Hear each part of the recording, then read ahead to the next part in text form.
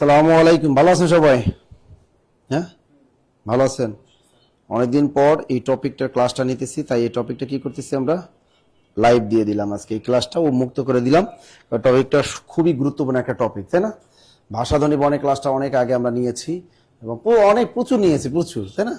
প্রচুর নিয়েছি, কিন্তু যেহেতু আমাদের এখন সার্কুলার, সামনে সার্কুলার আসতেছে, 11তম বিসিএস আসতেছে, নিবন্ধনের সার্কুলার রেডি এবং প্রাইমারি সার্কুলারও আসার সম্ভাবনা আছে। এই জন্য আমাদের কি করতে হবে, পড়াশোনা টেবিলে বসতে হবে এবং বাংলা ব্যাকরণে একদম গোড়া থেকে শিখতে হবে আমাদের। আজকে এটা আমি একদম বেসিক থেকে শিখাবো আপনাদেরকে। সুতরাং এটা আমাদের পেইড ব্যাচের ক্লাসটা সবার জন্য উন্মুক্ত করা হলো। মনে থাকবে তো? যারা টাকা দিয়ে ভর্তি হয়েছে তারাও এর সব পাবে, পাবে না? পাবে, কারণ তারা টাকা দিয়ে ভর্তি হয়েছে। আর যারা ফ্রি করতেছে তারা কি, তাই না, কিছু তো পাবেই। তা যাই হোক, সবের আশা তো করতেই হবে ফ্রি ক্লাস। কে কোন জায়গা থেকে আমাদের লাইভ সেশনে যুক্ত হয়েছেন একটু কমেন্টের মাধ্যমে জানিয়ে দিবেন। ক্লাসটা একটু খুব দ্রুত জয়েন্ট হতে হবে আমাদের। এই সন্ধ্যার সময় অনেকের জায়গায় বিদ্যুৎ থাকে না, এরকম হয়। বিদ্যুৎ আসলে কোনো সরকারের আমলেই ছিল না, এটা নতুন কথা না।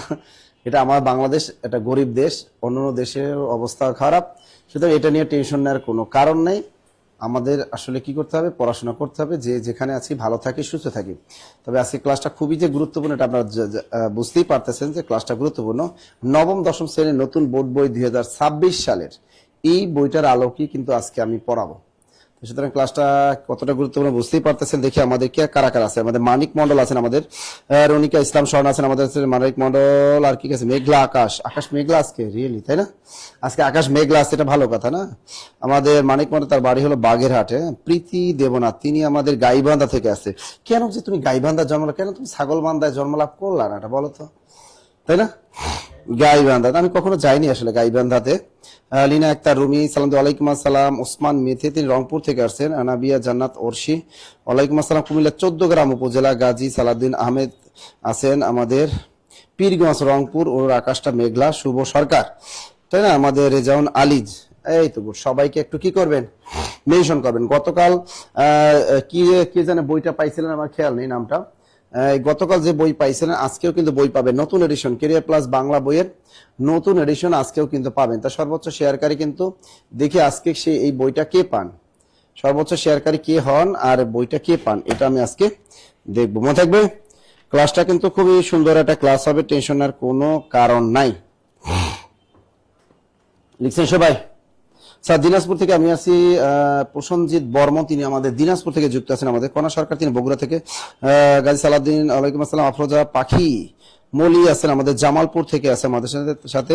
স্যার আমার শ্বশুর বাড়ি গাইবান্ধা। গোর, তুমি এখন ওটা ছাগলবান্ধায় বিয়ে করো। আফরোজা সুলতানা পাখি রাজশাহী থেকে আছেন আমাদের সাথে, তাই তো? ওকে। এই কি অবস্থা তোমার? হ্যাঁ, এত বছর পর তুমি, তা ভালো আছেন সবাই? হ্যাঁ, ভালো আছেন তো নাকি নাই? আছেন? আচ্ছা, ভালো থাকলেই ভালো, ভালো থাকলেই ভালো। আচ্ছা, একটু আমরা শুরু করে দিই, তাই তো? ওকে, ঝিনাইদহ থেকে আমাদের শিহাব ভাইয়া ঝিনাইদহ থেকে যুক্ত আছেন। আমরা শুরু করে দিই ক্লাসটা। এই পিডিএফটা দেওয়ার ব্যবস্থা করো। ক্লাসটা শেষ পর্যন্ত যারা করবা, এই ক্লাসের পিডিএফটা সবাই পাবা। ক্লাসের পিডিএফ সবাই পাবা, একদম শেষ পর্যন্ত যারা থাকবেন ক্লাসের পিডিএফ সবাই পাবা। আচ্ছা, আমাদেরটা দেখেন, একটা টপিক প্রথমে একটা আছে উপভাষা। টপিকটা কি? উপভাষা। এই দেখেন, নবম দশম শ্রেণীর নতুন বোর্ড বই 2026 সালের টপিক কি? উপভাষা। এই উপভাষা থেকে আমাদের পরীক্ষায় প্রশ্ন কিন্তু আসতে পারে। তাই এখান থেকে আমরা কি কি ধরনের প্রশ্ন আসতে পারে সেটা একটু দেখবো।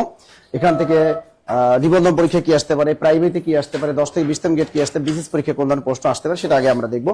উপভাষা, তার আগে আমাদের শিখতে হবে উপভাষা কি। তা লিখে রাখেন, অঞ্চল ভেদে মানুষের মুখের ভাষার যে বৈচিত্র্য তাকে বলে আঞ্চলিক ভাষা বা উপভাষা। লেখেন, অঞ্চল ভেদে মানুষের মুখের ভাষার যে বৈচিত্র্য, অঞ্চল ভেদে মানুষের মুখের ভাষার যে বৈচিত্র্য তাকে বলে, অঞ্চল ভেদে মানুষের মুখের ভাষার যে বৈচিত্র্য, দ্রুত লেখো, অঞ্চল ভেদে মানুষের মুখের ভাষার যে বৈচিত্র্য, অঞ্চল ভেদে মানুষের মুখের ভাষার যে বৈচিত্র্য তাকে বলে উপভাষা বা আঞ্চলিক ভাষা। যারা অনলাইনে আমাদের ক্লাস করতেছেন, লেখা শেষ হলে ডান লিখবেন। হ্যাঁ, লেখা শেষ হলে ডান লিখবেন। তাহলে অঞ্চল ভেদে মানুষের মুখের ভাষার যে বৈচিত্র্য তাকে কি বলে? উপভাষা বা আঞ্চলিক ভাষা। হৃদয় চন্দ্র, ভেরি গুড। ভেরি গুড, ক্লাসটা একদম শেষ পর্যন্ত করবেন। হ্যাঁ, তাহলে অঞ্চল ভেদে মানুষের মুখের ভাষার যে বৈচিত্র্য তাকে কি বলে? আপনি দেখবেন বরিশালীরা এক স্টাইলে কথা বলে, পুরনো ঢাকাইয়ারা এক স্টাইলে কথা বলে, ময়মনসিংহ এক স্টাইলে করে, সিলেটের ফ্রিরা এক স্টাইলে কথা বলে, চট্টগ্রামের মানুষ এক স্টাইলে কথা বলে, তাই না? এই যে অঞ্চল ভেদে মানুষের মুখের ভাষার যে বৈচিত্র্য দেখা যায়, এটাকে কি বলে? উপভাষা অথবা আঞ্চলিক ভাষা। মনে থাকবে তো? যেমন পুরনো ঢাকায় যখন তুমি যাও, তোমাকে যদি জিজ্ঞেস করে, দেখো বরিশাল এরা কি কয়? বরিশালেরা কই যাও, কি কইলো? কই যাও। প্রশ্ন করছে তোমার কি কই যাও, এটা কারা কয়? বরিশালেরা। আচ্ছা, এই বরিশালের পর এরপর আস্তে আস্তে ধাক্কা মারতে মারতে মারতে মারতে চলে আসবে সদরঘাট। এই সদরঘাট পুরনো ঢাকায় এরা পুরান ঢাকা কি কয়? এরা বলতো পুরান ঢাকা এরা কি কয়? কই যাই বেলাচ্ছ, কই যাইবা লাগছ, কি কইছে ওরা? কই যাইবা লাগছ, কই কই যাইবা লাগছ। দেখছেন, কই যাইবা লাগছ। এখন আপনারা বলেন, আপনাদের অঞ্চলে কার কার অঞ্চলে কি কি বলে? তোমার বাড়ি কই? বলো, রাজবাড়িতে কি কয় এটাকে? কই যাইবাং, কই যাইবাং, এটা রাজবাড়িতে বলে কই যাইবাং। আপনার কই যশোরে কি বলে? কনে যাও, মানে কনে যাও, এটা তো মাগুরাও বলে, তাই না? হ্যাঁ, মাগুরাও শুনেছি, এইখানে কনে যাও। মাগুরা আমি দেখেছি, মাগুরার মানুষও এই একই কথা বলে, কনে যাও, কনে কনে যাও, এই প্রশ্নটা করে, তাই তো? কই যাও আমরাও বলি নেত্রকোনা, নেত্রকোনা বলে কই যাও, এটা নেত্রকোনাও বলে, তাই তো? আপনার বাড়ি কই? বিবাড়িয়া কি বলে? মারামারি কি বলেন? কই যাও, এই কি বলে? হ্যাঁ, দিনাজপুর কি বলে? কই যাইতেছিস। আচ্ছা, দিনাজপুর বলে কই যাইতেছিস, দিনাজপুর কি বলে? কই যাইতেছিস, তাই তো? কই যাইতেছিস। আচ্ছা, এই যে দেখলাম, তাহলে অঞ্চল ভেদে মানুষের মুখের ভাষার যে বৈচিত্র্য তাকে কি বলে? আঞ্চলিক ভাষা বা উপভাষা। মনে থাকবে। স্যার তোমার বাড়ি কোনে? সিরাজগঞ্জ, তার আবার তোমার বাড়ি কোনে? পপি বিশ্বাস লেগেছে কি বগুড়া কুটি যাচ্ছু, বগুড়া বলে কুটি যাচ্ছু, বগুড়া কি বলে? কুটি যাচ্ছ। এই যে কনে যাচ্ছ, এই যে good good good good. Sir Patuakhali Bauphal বলে কমে যাও, পটুয়াখালী বাউফা বলে কি বলো? কমে যাও। এই যে দেখেন, তা বরিশাল পটুয়াখালী প্রায় সেমই, কিন্তু তাই ও পটুয়াখালী কি পেলো? পটুয়াখালী বলে কমে যাও, কমে যাও।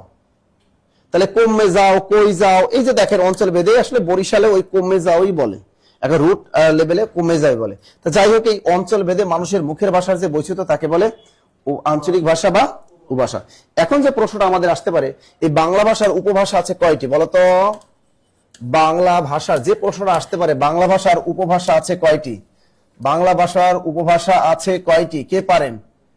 বাংলা ভাষার উপভাষা আছে কয়টি? বাংলা ভাষার মোট কয়টি উপভাষা? কয়টি? ধরে বলেন, বাংলা ভাষার মোট উপভাষা আছে কয়টি? এটা অনেকেই পারেন না, 2026 সালে বোর্ড বই টাচ করেন। বাংলা ভাষার মোট উপভাষা আছে 6টি। দ্রুত লেখো, বাংলা ভাষার মোট উপভাষা আছে 6টি। ভেরি ভেরি ইম্পর্টেন্ট একটা প্রশ্ন, বাংলা ভাষার মোট উপভাষা কয়টি? 6টি। ভালো করে শিখবেন এগুলো। বাংলা ভাষার মোট উপভাষা কয়টি? 6টি। এক নম্বর লেখো বাঙালি, এক নম্বর লেখো বাঙালি, বয়কার বা উমগাঙ্গা লস্কেলি বাঙালি। 2 নম্বর লেখো রাড়ি, রয়কার রা ঢয় বিন্দু রয়স্বীকার বাঙালি, এবার কি লিখলাম? রাড়ি। 3 নম্বর লেখো ঝাড়খণ্ডী, ঝাড়খণ্ডী। 4 নম্বর লেখো বরেন্দ্রী, 4 নম্বর কি লিখবা? বরেন্দ্রী। লিখছেন? তাহলে 1 নম্বর কি লিখলাম? বাঙালি, 2 নম্বরে রাড়ি, 3 নম্বরে ঝাড়খণ্ডী, 4 নম্বরে বরেন্দ্রী। দ্রুত লেখো, 4 নম্বর কি? বরেন্দ্রী। এরপর 5 নম্বর হলো পূর্বী, 5 নম্বরে কি? 5 নম্বরে পূর্বী। 6 নম্বরে কামরূপী, কামরূপী। এই বাংলা ভাষার মোট উপভাষা আছে 6টা। ভেরি ভেরি ইম্পর্টেন্ট প্রশ্ন, প্রাইমারি বলো, নিবন্ধন বলো, বিশেষ বলো, সব জব পরীক্ষার জন্য ভেরি ভেরি ইম্পর্টেন্ট। তাহলে বাংলা ভাষার মোট উপভাষা আছে কয়টি? একদম মুখস্থ করে ফেলবা। বাংলা ভাষার মোট উপভাষা আছে কয়টি? বাংলা ভাষার মোট উপভাষা আছে কয়টি? 6টি, 6টি, 6টি। 1 নম্বর কি? বাঙালি, এই বাঙালি কারা? এই ঢাকার মধ্য অঞ্চল এবং মনে করো ওই যে ফরিদপুর বলো, মাদারীপুর বলো, বরিশাল বলো আর খুলনা বলো, এই অঞ্চলের মানুষদের বলা হয় কি, যে কথা বলে তাদের হলো বাঙালি অঞ্চল। এই অঞ্চলটা কি? বাঙালি। এবার রাঢ়ী, এবার 2 নম্বরে কি? রাঢ়ী। রাঢ়ী অঞ্চল, রাঢ়ী অঞ্চল হলো ভারতের পশ্চিমবঙ্গ। এটা কারা? এটা হলো রাঢ়ী অঞ্চল, হলো ভারতের পশ্চিমবঙ্গ। এই উপভাষাটা অঞ্চলটা কোথায়? পশ্চিমবঙ্গ, আমাদের ভারতের কলকাতা, দাদাদের দেশে, ঠিক আছে। পশ্চিমবঙ্গের যে ওটা ওরা কারা? রাঢ়ী। এবার ঝাড়খণ্ডী, এটাও কোথায়? ভারতের ঝাড়খণ্ড। বরেন্দ্রী কোথায় বলেন তো? রাজশাহী, বরেন্দ্রী অঞ্চল রাজশাহী। পূর্বী, এটা হলো ওই যে সিলেট আছে না, পূর্ব চট্টগ্রাম সিলেট ওই অঞ্চল পূর্বী। আট আছে কামরূপী। 6 নম্বরে কি? কামরূপী, এটাও ভারতের অঞ্চলের। ক্লিয়ার? হ্যাঁ, এটা হলো বিহারের পূর্ব অঞ্চল, পশ্চিমবঙ্গ উত্তর অঞ্চল। আর বাংলাদেশের কিছু রংপুর অঞ্চল আছে। এটা কোনটা? বাংলাদেশে আছে রংপুর অঞ্চল। বাংলাদেশে কোনটা? রংপুর। তা বাংলাদেশের রংপুর অঞ্চলের কিছু অংশ পড়েছে এই কামরূপী, ভারতের কিছু অংশ। আর হলো বাংলাদেশে কোন অঞ্চল? রংপুর অঞ্চলটা এই কামরূপীর ভিতরে পড়ে গেছে। তো এক কথায় বাংলা ভাষার উপভাষা কয়টি পাইলাম? 6টি। প্রশ্ন কিভাবে আসবে? নিচের কোনটি বাংলা ভাষার উপভাষা? আবার বলবে নিচের কোনটি বাংলা ভাষার উপভাষা নয়। এই জন্য 6টা একদম মনে রাখবেন। বাঙালি, রাঢ়ী, ঝাড়খণ্ডী, বরেন্দ্রী, পূর্বী আর একটা কি? কামরূপী।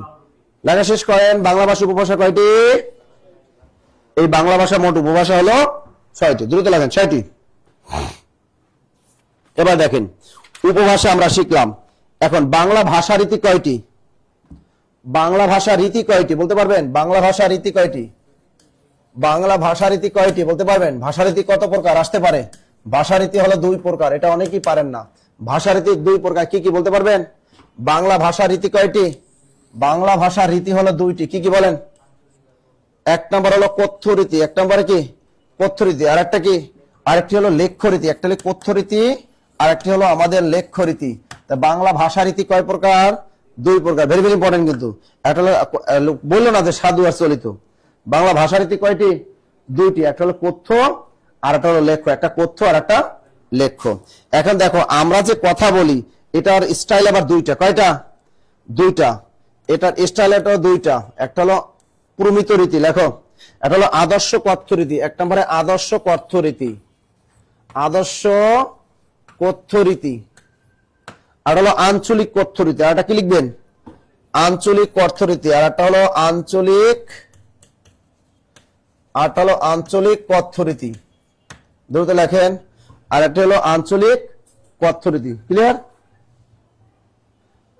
তাহলে বাংলা ভাষা রীতি 2 প্রকার। 1 নম্বরে কথ্য। কথ্য রীতি আবার কত প্রকার আসতে পারে? বাংলা ভাষার কথ্য রীতি কত প্রকার? কথ্য রীতি কত প্রকার? 2 প্রকার। একটা হলো আদর্শ কথ্য রীতি, আর একটা কি? একটা হলো আদর্শ কথ্য রীতি, আর একটা কি? আর আঞ্চলিক কথ্য রীতি। দেখো আদর্শ কথ্য রীতি কোনটা? ওই যে আমরা স্ট্যান্ডার্ড ল্যাঙ্গুয়েজে যে কথা বলি যে আমি আগামীকাল কক্সবাজার যাব, এটা হলো কি? Smart language. আবার এটা আঞ্চলিক, আঞ্চলিক কোনটা? ওই যে আমরা কতগুলো অঞ্চল ভেদে মানুষের যে মুই বেন্যালে কি খালে কি যাবো নাইতে যাবো, এটা বরিশালের এলাকায়, তাই না?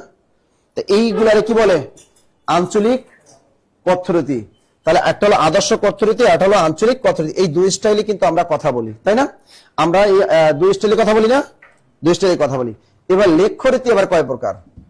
আমরা যে লিখি এটা 3টা স্টাইলে লিখি। লেখ্য রীতি কয়টা? লেখার রীতি কিন্তু 3টা। কি কি? একটা হলো প্রমিত রীতি। একটা কি? একটা হলো প্রমিত রীতি। প্রমিত 1 নম্বর হলো প্রমিত রীতি। আর একটা কি? সাধু রীতি। আর একটা হলো সাধু রীতি। আর একটা কি? আর একটি হলো কাব্য রীতি। আর একটি হলো কাব্য রীতি। এই 3টে স্টাইলে কিন্তু আমরা লিখি। পুরাতন বোর্ড বই টাচ করা যাবে না এই ক্ষেত্রে। মানে নবম দশম শ্রেণীর নতুন বোর্ড বই টাচ করতে হবে। ক্লিয়ার তো? 2026 সালে বোর্ড বই। তাহলে কথ্য রীতি কি? আদর্শ কথ্য রীতি। আর এটা কি? আঞ্চলিক কথ্য রীতি। আমাদের কথ্য রীতি 2 প্রকার গেল। এবার এখন লেখ্য রীতি 3 প্রকার। একটা প্রমিত রীতি, সাধু রীতি, আর একটা কি? কাব্য রীতি। প্রমিত রীতি কোনটা? ওই যে স্ট্যান্ডার্ড ল্যাঙ্গুয়েজে যে আমরা লিখি। এখন যে আপনারা লিখতেছেন এটা কোন স্টাইলে লিখতেছেন? আপনারা সবাই আপনারা লিখতেছেন কিন্তু প্রমিত রীতিতে। আর সাধু রীতি এটা আমরা লিখি। বাংলাদেশের সাধু ভাষার ব্যবহার হয় কোথায়? আপনি দেখবেন যে আদালত, বিশেষ করে কোথায়?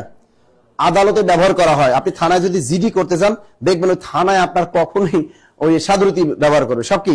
সাধু রীতি। আদালত থেকে যে রায়গুলা দিবে জাজ সাহেব সবকে অন্য স্টাইলে দেয়, ওই সাধু রীতি দিয়ে কিন্তু দিয়ে দিবে। আপনি যদি দলিল করতে যান জমির, এই জমির দলিল করতে গেলেও কি করে?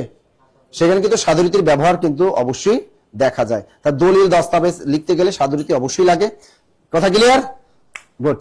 এবার কাব্যরীতি, কবিতার ক্ষেত্রে যারা কবিতা লেখে তাদের একটা স্টাইল আছে, সেটা কি বলে? কাব্যরীতি। ওকে, এখন দেখেন স্যার এখান থেকে কি আমাদের কি প্রশ্ন হবে? সাধু ও চলিত ভাষার পার্থক্য। এই সাধু ও চলিত ভাষার পার্থক্য, সাধু ও চলিত ভাষা, সাধু ও চলিত ভাষার পার্থক্য, এটা থেকে প্রশ্ন ধরবেই। বিশেষ করে নিবন্ধন পরীক্ষা, মাঝে মাঝে বিসিএস পরীক্ষা এখান থেকে আসতে দেখা যায়। তবে এটা এখান থেকে সবচেয়ে বেশি প্রশ্ন আসে কোন চাকরি পরীক্ষায়? নিবন্ধন। কোন চাকরি পরীক্ষায়?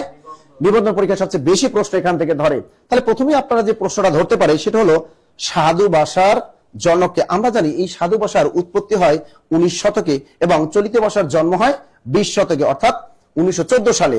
তা আবার বলেন, সাধু ভাষার জন্ম হয় কোন শতকে? 19 শতকে। সাধু ভাষার জন্ম হয় কোন শতকে? 19 শতকে। চলিত ভাষার জন্ম হয় কোন শতকে?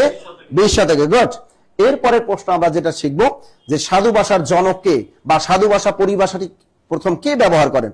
প্রথমে আপনাকে জানতে হবে সাধু ভাষা পরিভাষাটি প্রথম কে ব্যবহার করেন। দ্রুত বলো, সাধু ভাষা পরিভাষাটি প্রথম কে ব্যবহার করেন? দ্রুত বলতে হবে। সাধু ভাষা পরিভাষাটি, সাধু ভাষা পরিভাষাটি প্রথম কে ব্যবহার করেন? দ্রুত বলো। সাধু ভাষা পরিভাষাটি প্রথম কে ব্যবহার করেন? দ্রুত বলো। সাধু ভাষা পরিভাষাটি প্রথম কে ব্যবহার করেন? দেখেন এই প্রশ্ন যদি মনে করেন এবার নিবন্ধন পরীক্ষা দিয়ে দিল, প্রাইমারি পরীক্ষা দিয়ে দিল, এবার হেডমাস্টার পরীক্ষা, প্রাইমারি প্রধান শিক্ষক নিয়োগ পরীক্ষা দিয়ে দিল, তখন আপনি কি করবেন? বাটা বিশেষ পরীক্ষা দিতে পারে যে সাধু ভাষা পরিভাষাটি প্রথম কে ব্যবহার করেন? কে পারেন? কে পারেন? কে পারেন? অনলাইনে উত্তর করেন দ্রুত। এটা পারেন না, তা চাকরি হবে কেমনে? কতক্ষণ চাকরি কেমনে নেব? সাধু ভাষা পরিভাষাটি প্রথম কে ব্যবহার করেন? আচ্ছা দেখি, আমাদের শামীম রেজা তিনি বলেছেন স্যার সাধু ভাষা পরিভাষাটি প্রথম ব্যবহার করেন Raja Rammohan Roy. Thank you, thank you. Enamul Hossain তিনিও কারেক্ট উত্তর দিয়েছেন, রাজা রামমোহন রায়। কে? রাজা রামমোহন রায়। রাজা রামমোহন রায়, থ্যাংক ইউ। রাজা কিন্তু তার উপাধি, উনি কিন্তু রাজা ছিল না, এটা মনে করেন না। রাজা তার কি উপাধি। যাই হোক, সাধু ভাষা পরিভাষাটি কথা থাকলে রাজা রামমোহন রায়। দ্রুত লিখে রাখেন। এটা অনেক বাঙালি টিক মারে আসে, ঈশ্বরচন্দ্র বিদ্যাসাগর। বুঝলেন না?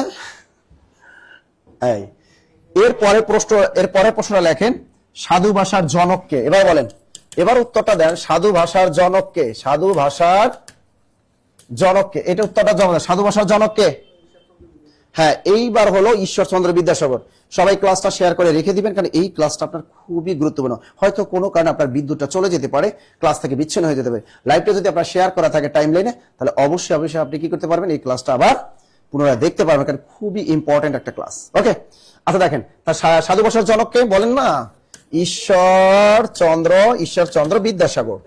ঈশ্বরচন্দ্র বিদ্যাসাগর তিনি কিন্তু এই আমাদের সাধু ভাষার জনক। তার জনক কথাটা থাকলে কে? ঈশ্বরচন্দ্র বিদ্যাসাগর। পরিভাষাটি কথা থাকলে কে? রাজা রামমোহন রায়। আর এরপরে প্রশ্ন হলো চলিত ভাষার জনক কে? স্যার এটা পারি। চলিত ভাষার জনক কে বলো? হ্যাঁ, আমরা প্রথম চৌধুরী হিসেবে চিনি যাকে, তিনি কে? প্রমথ চৌধুরী, যিনি রবি ঠাকুরের ব্যক্তিগত সচিব ছিলেন। এই প্রমথ চৌধুরী কি ছিলেন?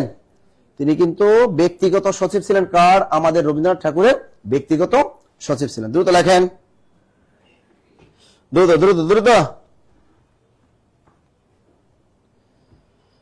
গুড। এরপরে আমরা শিখবো সাধু চলিত ভাষার যে পার্থক্য কয়টা বারবার নিবন্ধন পরীক্ষা আসে, সে কটা আমি এখন লিখে দিব। ওকে, বা বিশেষ পরীক্ষায় যে পার্থক্য কয়টা বারবার আসে। 1 নম্বরে পরীক্ষায় প্রশ্ন আসে ভাষার কোন রীতি ব্যাকরণের নিয়ম মেনে চলে? বলতো সাধু রীতি। আবার পরীক্ষায় প্রশ্ন আসে ভাষার কোন রীতি ব্যাকরণের নিয়ম মেনে চলে না? আমরা আগে একটা পাঠ শিখলেই তো আর একটা পারি, তাই না? তাহলে দেখো, ব্যাকরণের সুনির্দিষ্ট নিয়ম মেনে চলে সাধুরীতি। ব্যাকরণের নিয়ম মেনে চলে সাধুরীতি, এটা লিখে রাখেন। ব্যাকরণের নিয়ম মেনে চলে ভাষার কোন রীতি ব্যাকরণের সুনির্দিষ্ট নিয়ম মেনে চলে? বলতো সাধুরীতি। ব্যাকরণের সুনির্দিষ্ট নিয়ম মেনে চলে কোন রীতি? সাধুরীতি, সাধুরীতি, সাধুরীতি। লিখছেন? আপনারা চা খাবেন? আপনারা খাবেন? অনলাইনে যারা আছে আপনারা চা খাবেন? অনলাইনে যারা আছেন চা খাবেন? মেয়েরা খুব রাজি, মেয়েরা যে চা কি পছন্দ করে না, সেই রকম চা খোর। কারা? মেয়েরা। ওরে বাইরে, এরা তো মানে এতটুকু হবে না, এদের বেশি লাগবে। তা লেখেন সাধুরীতি ব্যাকরণের নিয়ম মেনে চলে, লিখছেন। আর চলিত রীতি কি ব্যাকরণ নিয়ম মেনে চলে না? ওকে ফাইন, চমৎকার একটা নিয়ম পাইলেন। এরপর আসেন ভাষার কোন রীতি তৎসম শব্দবহুল? এই প্রশ্ন আসে, ভাষার কোন রীতি তৎসম শব্দ মানে কি? মনেই রাখতে পারছেন, কঠিন। কঠিন, ঠিক আছে, কঠিন মানেই তো সাধু ভাষা। কঠিন মানে কি? সাধু ভাষা। আমি যাইবাম, এটা কি সাধু ভাষা? আমি যাইবো, আমি খাইবো, আমি ঘুমাইবো, এগুলো সাধু ভাষা। ওকে, তা সাধু ভাষা কি? তৎসম শব্দবহুল। লেখেন, সাধু ভাষা হলো তৎসম শব্দবহুল। সাধু ভাষা তৎসম শব্দবহুল। যে কটা লেখাই দেবো ওর বাইরে জীবনও আসতো না। সাধু ভাষা তৎসম শব্দবহুল। আফরোজা কয় স্যার ঢেলে দেন স্যার। কি লিখছেন? সাধু ভাষা তৎসম শব্দবহুল। যদি আসে ভাষার কোন রীতি তদ্ভব শব্দবহুল? চলিত রীতি। লেখেন, চলিত রীতি হলো তদ্ভব শব্দবহুল। চলিত রীতি তদ্ভব শব্দবহুল। চলিত রীতি তদ্ভব শব্দবহুল। দুটো লেখেন। এই পার্থক্য থেকে একটা নম্বর ধরবি নিবন্ধন পরীক্ষায়। কি একটা নম্বর ধরবি? প্রাইমারি প্রধান শিক্ষক নিয়ে পরীক্ষা ধরতে পারে, বিশেষ পরীক্ষাও কি ধরতে পারে, বাট নিবন্ধনে ধরবি। নিবন্ধনে এই কটা প্রশ্ন থেকে নিবন্ধনে একটা নম্বর ধরবি আপনাদেরকে। দ্রুত লেখেন, কি প্রশ্নটা কি বলেছি? চলিত রীতি তদ্ভব শব্দবহুল। আর একটা প্রশ্ন ধরে, ভাষার কোন রীতি সাহিত্যের গাম্ভীর্য এবং আভিজাত্য প্রকাশ পায়? ভাষার কোন রীতিতে সাহিত্যের গাম্ভীর্য এবং আভিজাত্য প্রকাশ পায়? বলো। সাধু রীতিতে। লেখো, সাহিত্যের গাম্ভীর্য এবং আভিজাত্য প্রকাশ পায়। যারা অনলাইনে লিখে রাখেন, সাহিত্যের গাম্ভীর্য ও আভিজাত্য প্রকাশ পায়। সাহিত্যের গাম্ভীর্য ও আভিজাত্য প্রকাশ পায়। সাহিত্যের গাম্ভীর্য, সাহিত্যের গাম্ভীর্য ও আভিজাত্য, সাহিত্যের গাম্ভীর্য ও আভিজাত্য প্রকাশ পায় ভাষার কোন রীতি? সাধু রীতি। সাহিত্যের গাম্ভীর্য ও আভিজাত্য প্রকাশ পায় কোন রীতি? সাধু রীতি। দুটো লেখেন। আর একটা প্রশ্ন আসে, বলেন তো কি? নাটকের সংলাপ ও বক্তৃতায় অনুপযোগী সাধু রীতি না? আমরা যে নাটকগুলো দেখি, এই নাটকগুলো যদি সাধু রীতিতে কথা বলে, কেউ নাটক আমরা দেখবো না। এই জন্য লেখেন, নাটকের সংলাপ ও বক্তৃতায় অনুপযোগী সাধু রীতি। লেখেন, নাটকের সংলাপ ও বক্তৃতায় অনুপযোগী। নাটকের সংলাপ ও বক্তৃতায় অনুপযোগী। নাটকের সংলাপ ও বক্তৃতায় অনুপযোগী। দেরি করলা কে? হাজবেন্ড আসতে দিতে চাইছে না? হ্যাঁ, কয় যেও না সাথী, একটু থাকো না। এসি শোরুমে গেছো বিদ্যুতের দাম বাড়াতে? লেখো, সাহিত্যে কি লিখলাম? নাটকের সংলাপ ও বক্তৃতায় অনুপযোগী ভাষার কোন রীতি? সাধু রীতি। দ্রুত লেখো, দ্রুত লেখো। দেখো, ভাষার কোন রীতির পদবিন্যাস সুনির্দিষ্ট ও সুনিয়ন্ত্রিত? বলতে পারেন? সাধু। লেখো, সাধু রীতির পদবিন্যাস। সাধু রীতির পদবিন্যাস সুনির্দিষ্ট। সাধু রীতির পদবিন্যাস কি? সুনির্দিষ্ট ও সুনিয়ন্ত্রিত। সুনিয়ন্ত্রিত। তা সাধু রীতির পদবিন্যাস কি? সুনির্দিষ্ট ও সুনিয়ন্ত্রিত। দ্রুত লেখেন, সুনিয়ন্ত্রিত ও সুনির্দিষ্ট। সাধু রীতির পদবিন্যাস কি? সুনিয়ন্ত্রিত ও সুনির্দিষ্ট। দ্রুত লেখেন। এই যে পার্থক্য কটা লিখে দিলাম, দেখবেন নিবন্ধন পরীক্ষা হুবহু এখান থেকে একটা পার্থক্য ধরবেই। দ্রুত লেখেন, সাধু রীতিতে সর্বনাম ও ক্রিয়াপদ দীর্ঘ হয়। এটা অনেকবার আসছে পরীক্ষায়। লেখেন, সাধু রীতিতে সর্বনাম ও ক্রিয়াপদ। সাধু রীতিতে সর্বনাম ও ক্রিয়াপদ কি হয়? দীর্ঘ হয়, অথবা পূর্ণরূপে ব্যবহৃত হয়। অথবা পূর্ণরূপে ব্যবহৃত হয়। দ্রুত লেখো, সাধু রীতিতে সর্বনাম ও ক্রিয়াপদ দীর্ঘ হয়। সাধু রীতিতে সর্বনাম ও ক্রিয়াপদ দীর্ঘ হয়, অথবা পূর্ণরূপে ব্যবহৃত হয়। দ্রুত লেখো, দ্রুত লেখো, দ্রুত। সাধু রীতিতে সন্ধি ও সমাসবদ্ধ পদ বেশি থাকে। লেখো, সাধু রীতিতে সন্ধি ও সমাসবদ্ধ পদ বেশি থাকে। এই পার্থক্য থেকে দেখবা পরীক্ষা হলে যাবা একটা নম্বর পাবাই। সাধু রীতিতে সন্ধি ও সমাসবদ্ধ পদগুলো কি থাকে? বেশি থাকে। সাধু রীতিতে সন্ধি ও সমাসবদ্ধ পদ বেশি থাকে। এরপর আর একটা প্রশ্ন লেখাবো লাস্ট, সেটা হলো সাধু রীতি কৃত্রিম। সাধু রীতি কি? এটা একটা কৃত্রিম, আর্টিফিশিয়াল। সাধু রীতি হলো কৃত্রিম। লেখেন, সাধু রীতি হলো কৃত্রিম। সাধু রীতি হলো কৃত্রিম। আমি যে যে কয়টা পার্থক্য বলে দিলাম, যখন 10 থেকে 20তম গ্রেডে পরীক্ষা ধরতে পারে সাধু চলিত ভাষা পার্থক্য লক্ষ্য 3টা। আপনার নন ক্যাডার নিয়োগ পরীক্ষা পিএসসির অধীনে বলতে পারে সাধু চলিত ভাষা পার্থক্য লক্ষ্য যে কোনো 3টা। তাহলে পারবো না আমরা এখান থেকে পারবো। যদি প্রিলি পরীক্ষায় কত চাকরি পরীক্ষা ধরে আমরা এই পার্থক্যগুলো পারবো না, পারবো। তাহলে এটা কিন্তু ভেরি ভেরি ইম্পর্টেন্ট ফর নিবন্ধন। সাধু চলিত ভাষা নিবন্ধনের জন্য খুবই খুবই গুরুত্বপূর্ণ, মনে থাকবে তো? ওকে, আচ্ছা, এরপরে আমরা যে বিষয়টা আমরা একটু শিখবো, দেখেন বাঙালি জাতি গড়ে উঠেছে কোন নৃগোষ্ঠী নিয়ে? না, আমরা একটু লিপি পড়ে আসি, তাই না? বাংলা লিপি দরকার আছে, এর সাথে কি দরকার? বাংলা লিপি, কারণ এটাও খুবই গুরুত্বপূর্ণ। আচ্ছা, আমরা একটু বাংলা লিপি শিখি, তারপর বাঙালি নৃগোষ্ঠী একটু পরে শিখি। বাংলা লিপি শিখি, লেখেন লিপি, লেখেন বাংলা লিপি, নোট খাতা করে ফেলবেন একদম। আর এই ক্লাসটা পুরোপুরি শেষ পর্যন্ত যারা করবেন সবাইকে পিডিএফ দেওয়া হবে, ভর্তিকৃত স্টুডেন্ট সারা যারা আছেন তাদেরকেও দেওয়া হবে। আচ্ছা, এখান থেকে প্রশ্ন আসে, লিপি কি? পরীক্ষা প্রশ্ন আসলে লিপি, লিপি কি? লিপি কি এটা প্রশ্ন আপনাকে জিজ্ঞেস করলো, লিপি কি? লেখো, লিপি হলো লিখন পদ্ধতি বা রাইটিং সিস্টেম। লেখেন, লিপি হলো লিখন পদ্ধতি। লিপি হলো কি? লিখন পদ্ধতি। দ্রুত লেখেন, লিপি হলো লিখন পদ্ধতি মানে রাইটিং সিস্টেম, কোন ভাবে আপনি লিখবেন। লিপি হলো কি? লিখন পদ্ধতি। লিপি হলো লিখন পদ্ধতি। দ্রুত লেখো। এবার একটা প্রশ্ন আসে, বাংলা ভাষার নিজস্ব লিপির নাম কি? কে বলতে পারবা? বাংলা ভাষার নিজস্ব লিপির নাম কি? এগুলো আপনারা যদি ভাইবা বোর্ডে ধরে তাহলে কট খেয়ে যাবেন। এগুলো ভাইবা বোর্ডে প্রশ্ন ধরে, বাংলা ভাষার নিজস্ব, আমাদের বাংলা ভাষার নিজস্ব লিপির নাম কি? কে বলতে পারবো? বাংলা ভাষার নিজস্ব লিপির নাম কি? এটা ভাইবা বোর্ডের প্রশ্ন। অনেকবার এইটা প্রাইমারি ভাইবা বোর্ডে অনেকবার এই প্রশ্নটা করছে যে বাংলা ভাষার নিজস্ব লিপির নাম কি, কারণ লিপি টপিকটা প্রাইমারি চাকরির সাথে বেশি রিলেটেড। বলেন, স্কুল পর্যায়ে 2 তে এই প্রশ্ন কিন্তু ধরে, ভাইবা বোর্ডে ধরে কিন্তু। বাংলা ভাষা নিজস্ব লিপির নাম কি? বাংলা লিপি। আমাদের লিপিটার নামই তো বাংলা লিপি। তা বাংলা ভাষার নিজস্ব লিপির নাম কি? বাংলা লিপি। রাখো, বাংলা ভাষার নিজস্ব লিপির নাম হলো বাংলা লিপি। দ্রুত লিখে রাখো। অনেকে ব্রাহ্মী লিপিতে টিক দিয়ে আসে, এটা ভুয়া। বাংলা ভাষার নিজস্ব লিপির নাম কি? বাংলা লিপি। গুড।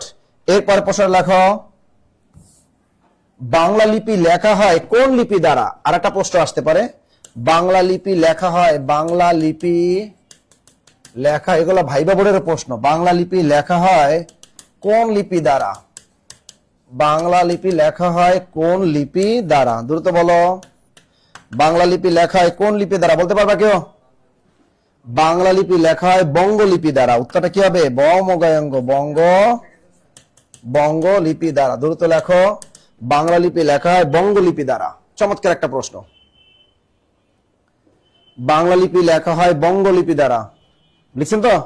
বাংলা লিপি লেখা হয় কোন? এগুলা নবম দশম শ্রেণী 2026 সালে বোর্ড বই দেখবেন না সব আছে। হয়, তাহলে বাংলা ভাষা বাংলা লিপি লেখা হয় কোন লিপির দ্বারা? এই বঙ্গ লিপি দ্বারা। ওকে, এবার দেখেন প্রশ্ন পাইলাম আমরা। এখন দেখেন, ভারতীয় উপমহাদেশের অধিকাংশ লিপির জন্ম হয়েছে কোথা থেকে? ব্রাহ্মী লিপি থেকে। তার পরীক্ষা প্রশ্ন আপনাকে করতে পারে যে বাংলা লিপির উৎপত্তি হয়েছে কোন লিপি থেকে? তাহলে লেখেন, বাংলা লিপির উৎপত্তি হয়েছে, বাংলা লিপির উৎপত্তি হয়েছে, লেখেন বাংলা লিপির উৎপত্তি হয়েছে, বাংলা লিপির উৎপত্তি হয়েছে ব্রাহ্মী লিপির, বাংলা লিপির উৎপত্তি হয়েছে ব্রাহ্মী লিপির কুটিল রূপ, ব্রাহ্মী লিপির কুটিল রূপ, ব্রাহ্মী লিপির কুটিল রূপ পূর্বী লিপি থেকে। নাম কি? পূর্বী লিপি থেকে।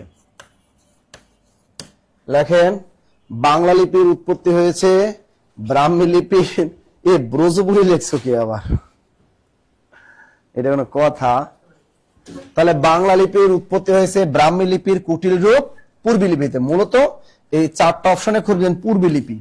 পরীক্ষায় বলবে যে বাংলা লিপির উৎপত্তি হয়েছে কোন লিপি থেকে? পূর্বী লিপি থেকে, মনে থাকবে। তার ব্রাহ্মী লিপির কুটিল রূপ পূর্বী লিপিতে, লেখা শেষ।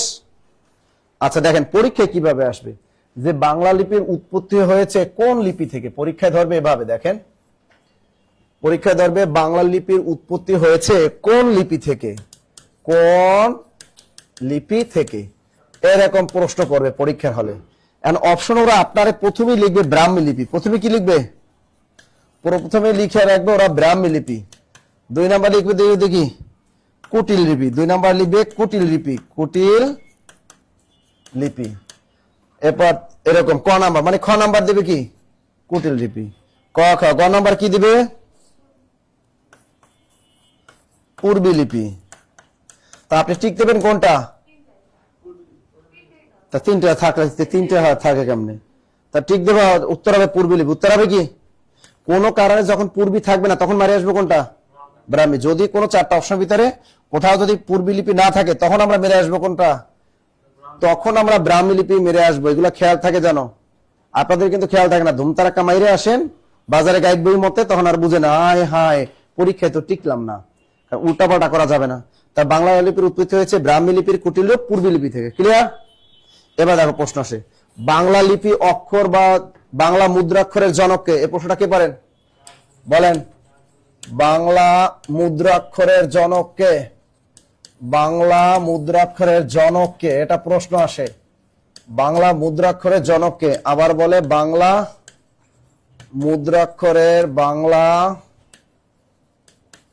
মুদ্রাক্ষরের নকশাকারীকে? দ্রুত বলেন, এই দুটোর জবাব দেন। অনেক সময় বলে যে বাংলা লিপির জনককে, বা আবার বলে বাংলা বর্ণের জনককে, আবার বলে বাংলা অক্ষরের জনককে, তাই না? এই জিনিসটা অনেকভাবে ঘুরে আসে। বলে বাংলা লিপির জনককে, বাংলা অক্ষরের জনককে, বাংলা বর্ণের জনককে, আবার বলে বাংলা মুদ্রাক্ষরের জনককে, আবার বলে বাংলা বর্ণের নকশাকারীকে, বাংলা অক্ষরের নকশাকারীকে, বাংলা মুদ্রাক্ষরের নকশাকারীকে। প্রশ্নকর্তা অনেক স্টাইলে এগুলারে ঘুরায়। বলে তো উত্তরটা কি হবে? হ্যাঁ, আমাদের অনলাইনে যারা আছেন সবাই বলেছেন স্যার এটা হলো আর কেউ না, তিনি আমাদের একজন ফরেন মানুষ, ওনার নাম চার্লস উইলকিংস। লোকটার নাম কি? হ্যাঁ, লোকটার নাম হলো চার্লস উইলকিংস। চার্লস উইলকিংস, লোকটার নাম কি? চার্লস উইলকিংস, এলো লোকটার নাম। তার বাংলা মুদ্রাক্ষরের জনক কে? চার্লস উইলকিংস। বাংলা মুদ্রাক্ষরের নকশাকারী কে? ওই একই বেটা, দুইটাই কিন্তু চার্লস উইলকিংস। হ্যাঁ, দুইজন। আবার মনে করেন না যে স্যার এটা আরেকজন। এই জনক বললেও কে? চার্লস উইলকিংস। নকশাকারী বললেও কে?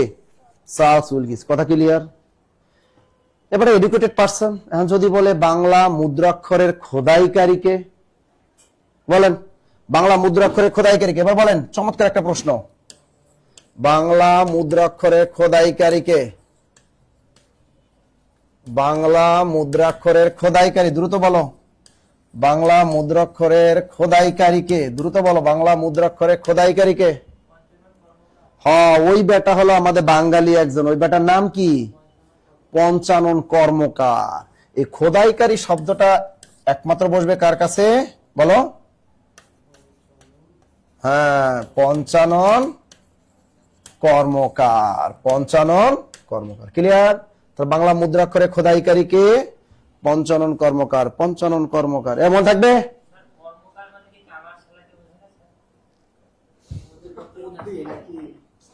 পদবী, পদবী, পদবী। হ্যাঁ হ্যাঁ, সাধারণত আমাদের দেশে যারা কর্মকার ওই দা কাশি তৈরি করে, এটা না? আচ্ছা, লেখা শেষ। এই দুটো কি কনফিউশন ছিল না? তা আমরা বুঝে গেছি। আচ্ছা, যাই হোক, এখন এই বাংলা লিপি সম্পর্কে আমরা মোটামুটি জানলাম। বাংলা লিপিটা কিন্তু খুবই গুরুত্বপূর্ণ, এই লিপিটা খুবই খুবই দরকার আমাদের, তাই তো? যাই হোক, আমরা লিপি সম্পর্কে জানলাম। বাংলা লিপি কার আমলে একটা প্রশ্ন আসে কিন্তু, তাই না? বাংলা লিপির প্রথম নিদর্শন পাওয়া যায় কোথায়? এই প্রশ্নটা আসে, বাংলা লিপির প্রথম নিদর্শন পাওয়া যায় কোথায় বলেন? এটা নবম দশম শ্রেণীর নতুন বোর্ড বইয়ের প্রশ্ন। বাংলা লিপির প্রথম নিদর্শন পাওয়া যায় কোথায়? কে বলতে পারেন?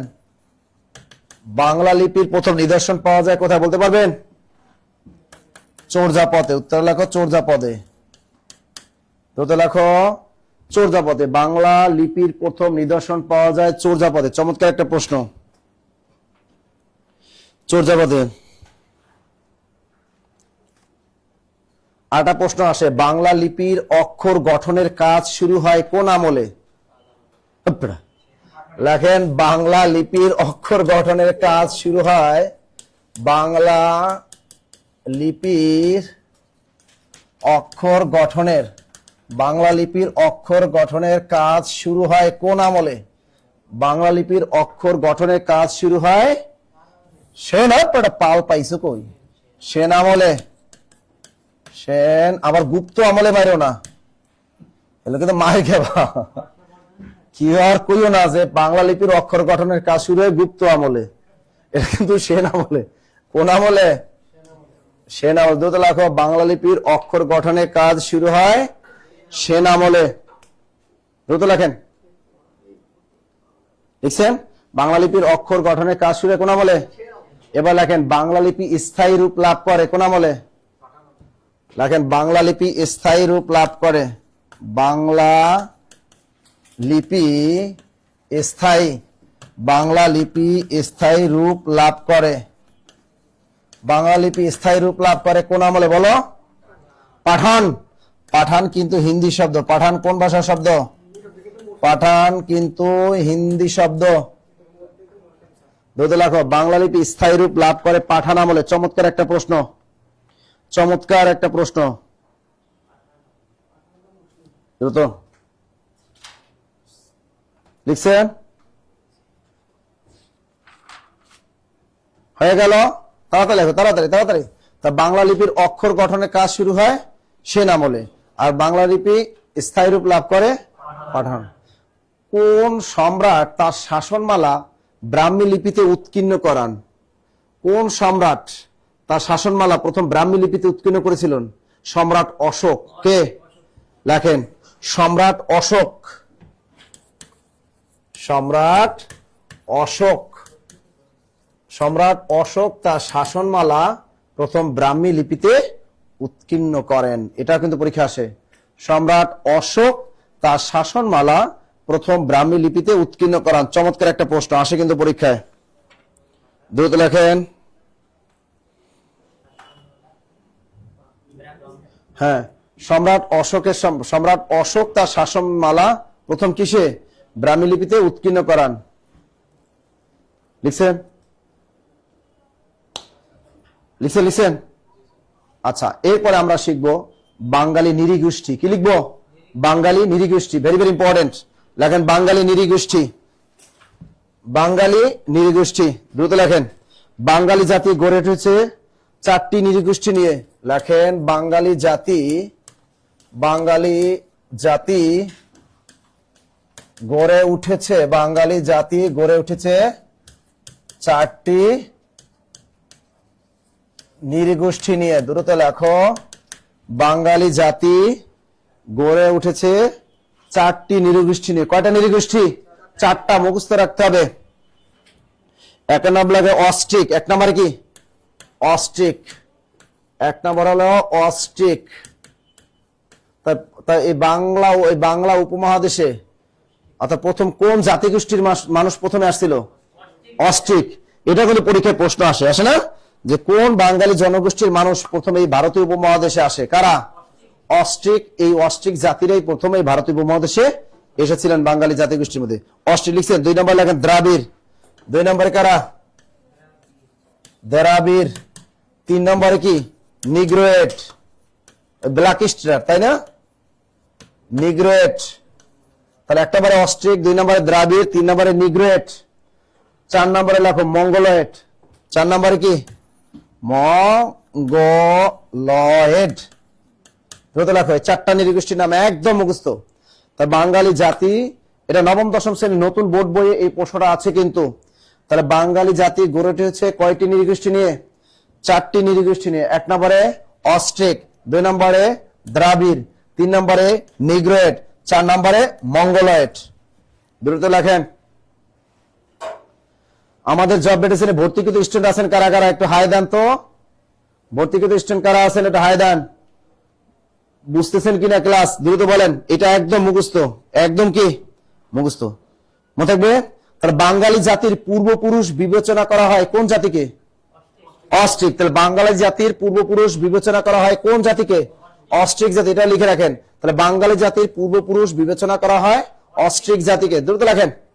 বাঙালি জাতির পূর্বপুরুষ বিবেচনা করা হয় অস্ট্রিক জাতিকে। বাঙালি জাতির পূর্বপুরুষ বিবেচনা করা হয় অস্ট্রিক জাতিকে। এই প্রশ্নগুলো কিন্তু খুবই গুরুত্বপূর্ণ। বাঙালি জাতির পূর্বপুরুষ বিবেচনা করা হয় অস্ট্রিক জাতিকে। দ্রুত লেখেন, দ্রুত।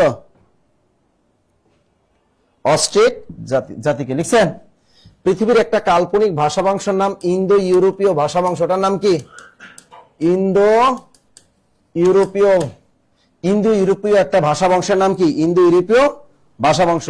এই ইন্দো ইউরোপীয় ভাষা বংশের শাখা আছে কয়টা? এর দুইটা শাখা পরীক্ষা আসতে পারে। ইন্দো ইউরোপীয় ভাষার শাখা কয়টি? দুইটি। এক নম্বরে কেন্তুম, এক নাম্বার নাম কি? কেন্তুম। আরেকটা কি? শতম। একটা হলো কেন্তুম, আরেকটি হলো শতম। তাহলে ইন্দো ইউরোপীয় ভাষা গোষ্ঠীর প্রধান শাখা কয়টি? দুইটা। একটা হলো কেন্তুম, আর একটা কি? শতম। এই আমাদের বাংলা ভাষা আসছে কোন শাখা থেকে? এই শতম শাখা থেকে আমাদের কি আসছে? আমাদের বাংলা ভাষাটা আসছেই কিন্তু কোন শাখা থেকে? এই শতম শাখা থেকে।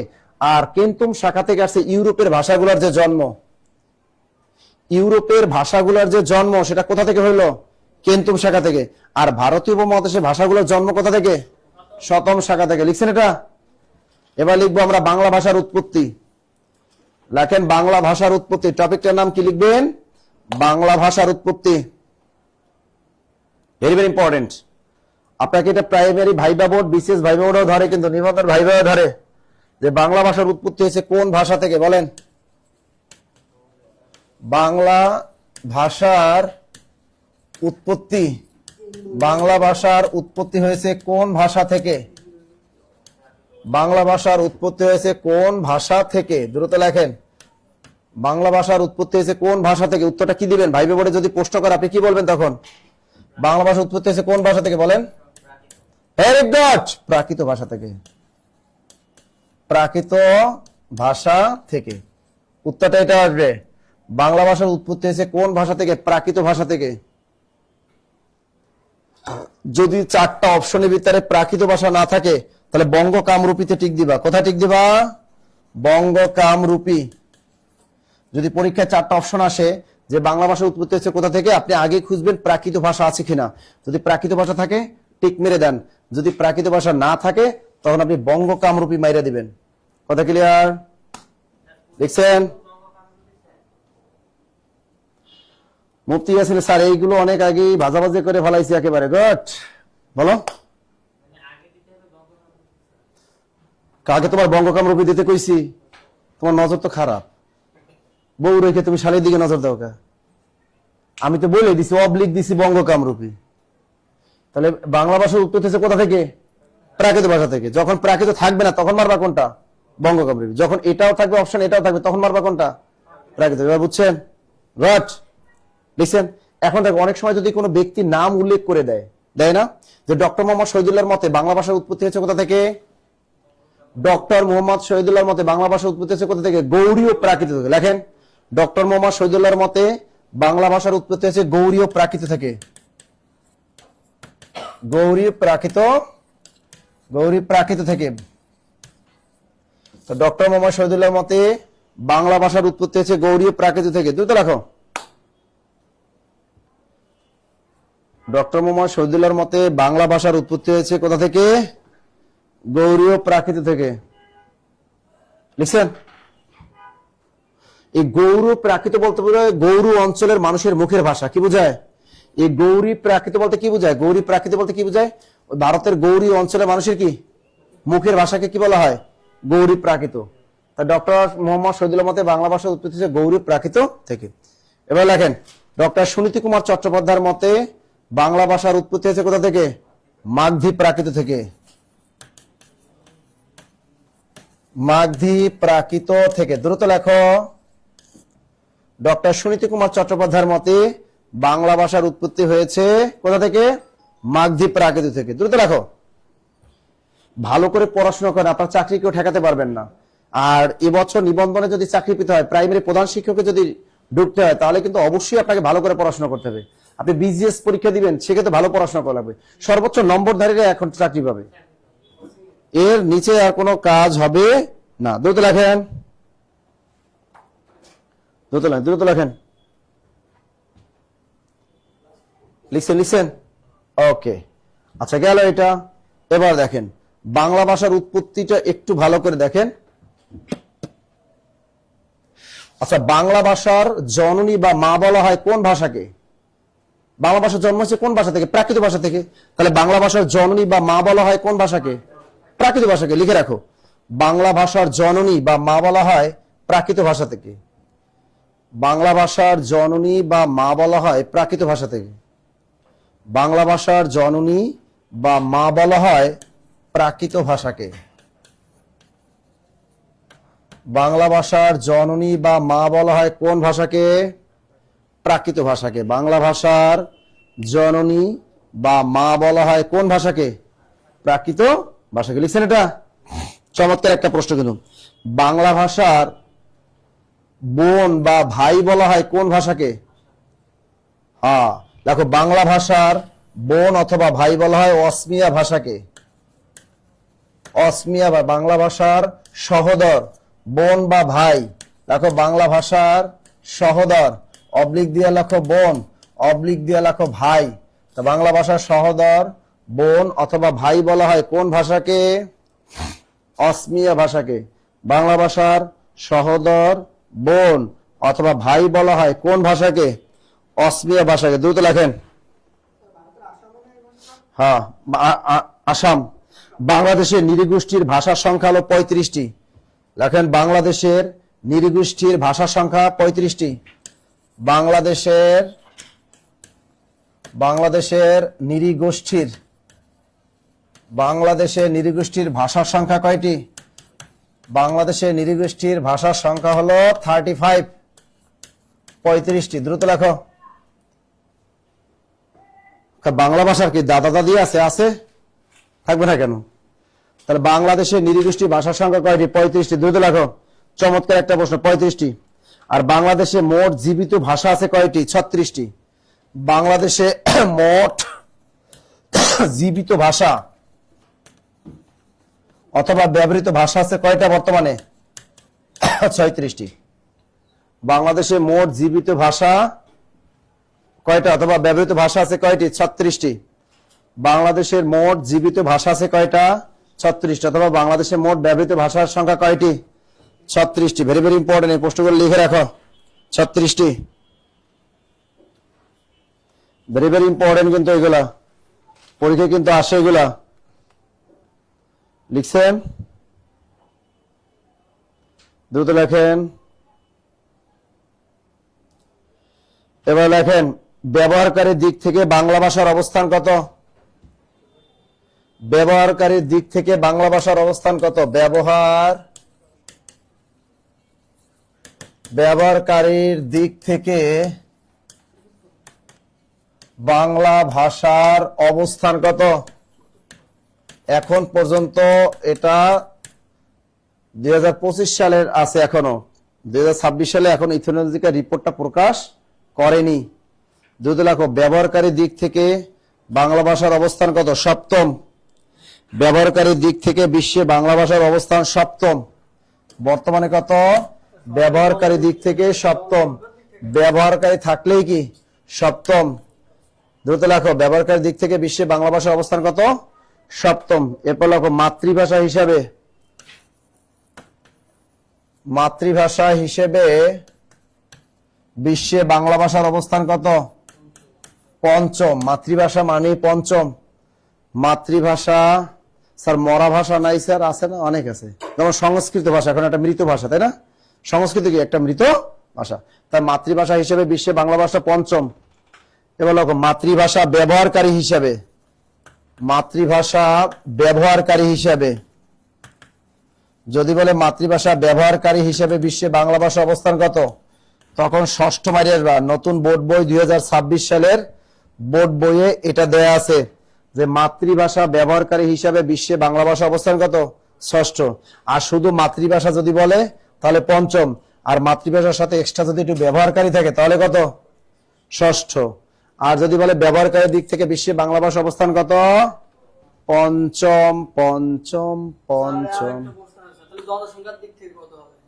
ওগুলো নাই, পরীক্ষায় আইছিল কোনটাই আসছে তার মারিয়ে আসবা, এটা ওটা তো পঞ্চম মারিয়ে দিয়ে আসবা, সপ্তম হয়েছিল স্যার এটা। ওটা ব্যবহারকারী দিক থেকে হ্যাঁ মারো। জনসংখ্যার দিক থেকে ও জনসংখ্যার ব্যবহার, তাহলে সপ্তম মারিয়ে আসবা। আচ্ছা লিখছেন এটা, তো এখানে একটু ভেজাল লাগাই দেয়, তো ব্যবহারকারী দিক থেকে বিশ্বে বাংলাদেশ অবস্থান কত? সপ্তম। আর মাতৃভাষা থাকলে পঞ্চম, মাতৃভাষার সাথে একটু ব্যবহারকারী থাকলে তাহলে মনে করবো এটা ষষ্ঠ শ্রেণীর নতুন বোর্ড বই থেকে প্রশ্নটা ধরেছে, মনে থাকবে। লেখা শেষ। আচ্ছা, বাংলা লিপি গেল, সাধু চলিত ভাষার পার্থক্য, এবার লেখো ধ্বনি বর্ণ। এবার কি লিখবো? এবার লেখেন ধ্বনি ও বর্ণ। ধ্বনি ও বর্ণ টপিকটার নাম লেখেন ধ্বনি ও বর্ণ। ধ্বনি এবং বর্ণ। মুখ নিঃসৃত অথবা কণ্ঠ নিঃসৃত অর্থপূর্ণ আওয়াজকে বলে ধ্বনি। শর্টকাট লেখেন অর্থপূর্ণ আওয়াজকে বলে ধ্বনি। ধ্বনি কাকে বলে? লেখেন অর্থপূর্ণ আওয়াজকে বলে ধ্বনি। অর্থপূর্ণ আওয়াজকে বলে কি? তাহলে মুখ নিঃসৃত অথবা কণ্ঠ নিঃসৃত অর্থপূর্ণ আওয়াজকে বলে ধ্বনি। মুখ নিঃসৃত অথবা কণ্ঠ নিঃসৃত অর্থপূর্ণ আওয়াজকে কি বলবো আমরা? ধ্বনি। ধ্বনির লিখিত রূপকে বলা হয় কি? দ্রুত লেখো। ধ্বনির লিখিত রূপকে বলা হয়, ধ্বনির লিখিত রূপকে বলে কি? ধ্বনির লিখিত রূপকে বলে বর্ণ। এবার লাগে ধ্বনি নির্দেশক চিহ্নকে বলে বর্ণ। ধ্বনি নির্দেশক চিহ্নকে বলে কি? বর্ণ। চমৎকার লেখেন। তাহলে আমরা কি লিখলাম? অর্থপূর্ণ আওয়াজকে বলে কি? ধ্বনি। ধ্বনি কিন্তু চোখ দিয়ে দেখা যায় না, দেখা যায়? অ্যাবস্ট্রাক্ট, কিন্তু বর্ণ কিন্তু চোখ দিয়ে দেখা যায়। তা ধ্বনি ও বর্ণের মধ্যে পার্থক্য মূলত কোথায়? ইন্দ্রিয় গ্রাহ্যে। কোথায়? ইন্দ্রিয় গ্রাহ্যে। তা ধ্বনি লিখিত রূপকে বলে কি? বর্ণ। ধ্বনি নির্দেশক চিহ্নকে বলে কি? বর্ণ। দ্রুত রাখো। লেখা শেষ। আচ্ছা, এবার লেখেন তা বাংলা ভাষায় মোট ধ্বনি কয়টি? বাংলা ভাষায় ধ্বনি আছে কয়টি? বাংলা ভাষায় ধ্বনি আছে অথবা বাংলা ভাষায় মৌলিক ধ্বনি কয়টি? অনেক প্রশ্ন হচ্ছে, কর্তা চালাক। বাংলা ভাষায় মৌলিক ধ্বনি কয়টি বলতে পারবা? বাংলা ভাষায় মোট ধ্বনি আছে কয়টি বলতো? এই বাংলা ভাষায় মোট ধ্বনি আছে কয়টা? দুই স্টাইলে প্রশ্ন আসে। ব্যাংকে কিন্তু অনেক কঠিন আকারে ধরে, ব্যাংকে বাংলা প্রশ্ন চমৎকার কঠিন আসে, তাই না? চমৎকার কঠিন আসে। বর্ণ আছে একটা, বর্ণমালা হচ্ছে ওরে বেড়া, তোরে কি প্রশ্ন করছে, জবাব দেয় কি? 37টি স্যার, একবার না পেলেও বাংলা ভাষায় ধ্বনি আছে কয়টা? 37টি। শামীম রেজা 37টি। আর বাংলা ভাষায় মৌলিক ধ্বনি কয়টি? তাও কিন্তু 37টি। দ্রুত লেখেন, বাংলা ভাষায় মৌলিক ধ্বনি কয়টি? 37টি। বাংলা ভাষায় মোট ধ্বনি আছে কয়টি? 37টি। যা বলুক, মৌলিক ধ্বনিও কয়টা? 37টি। আর ধ্বনি আছে কয়টা? 37টি। মনে থাকবে? তাহলে বাংলা ভাষায় মোট বর্ণ কয়টা? বাংলা ভাষায় মোট বর্ণ আছে কয়টা? দ্রুত বলো। বাংলা ভাষায় মোট বর্ণ একটি, বর্ণ আছে কয়টি? আর বর্ণমালা আছে বাংলা ভাষায় মোট বর্ণ আছে কয়টি? 50টি। দ্রুত লেখো। বাংলা ভাষায় মোট বর্ণ আছে 50টি। তো বাংলা ভাষায় মোট ধ্বনি আছে 37টি, মোট বর্ণ আছে কয়টি? 50টি। মনে থাকবে? মনে থাকবে? তাহলে বাংলা বর্ণমালা কয়টি? বাংলা বর্ণমালা কয়টি এটাও বলতে হবে। বাংলা বর্ণমালা কয়টি?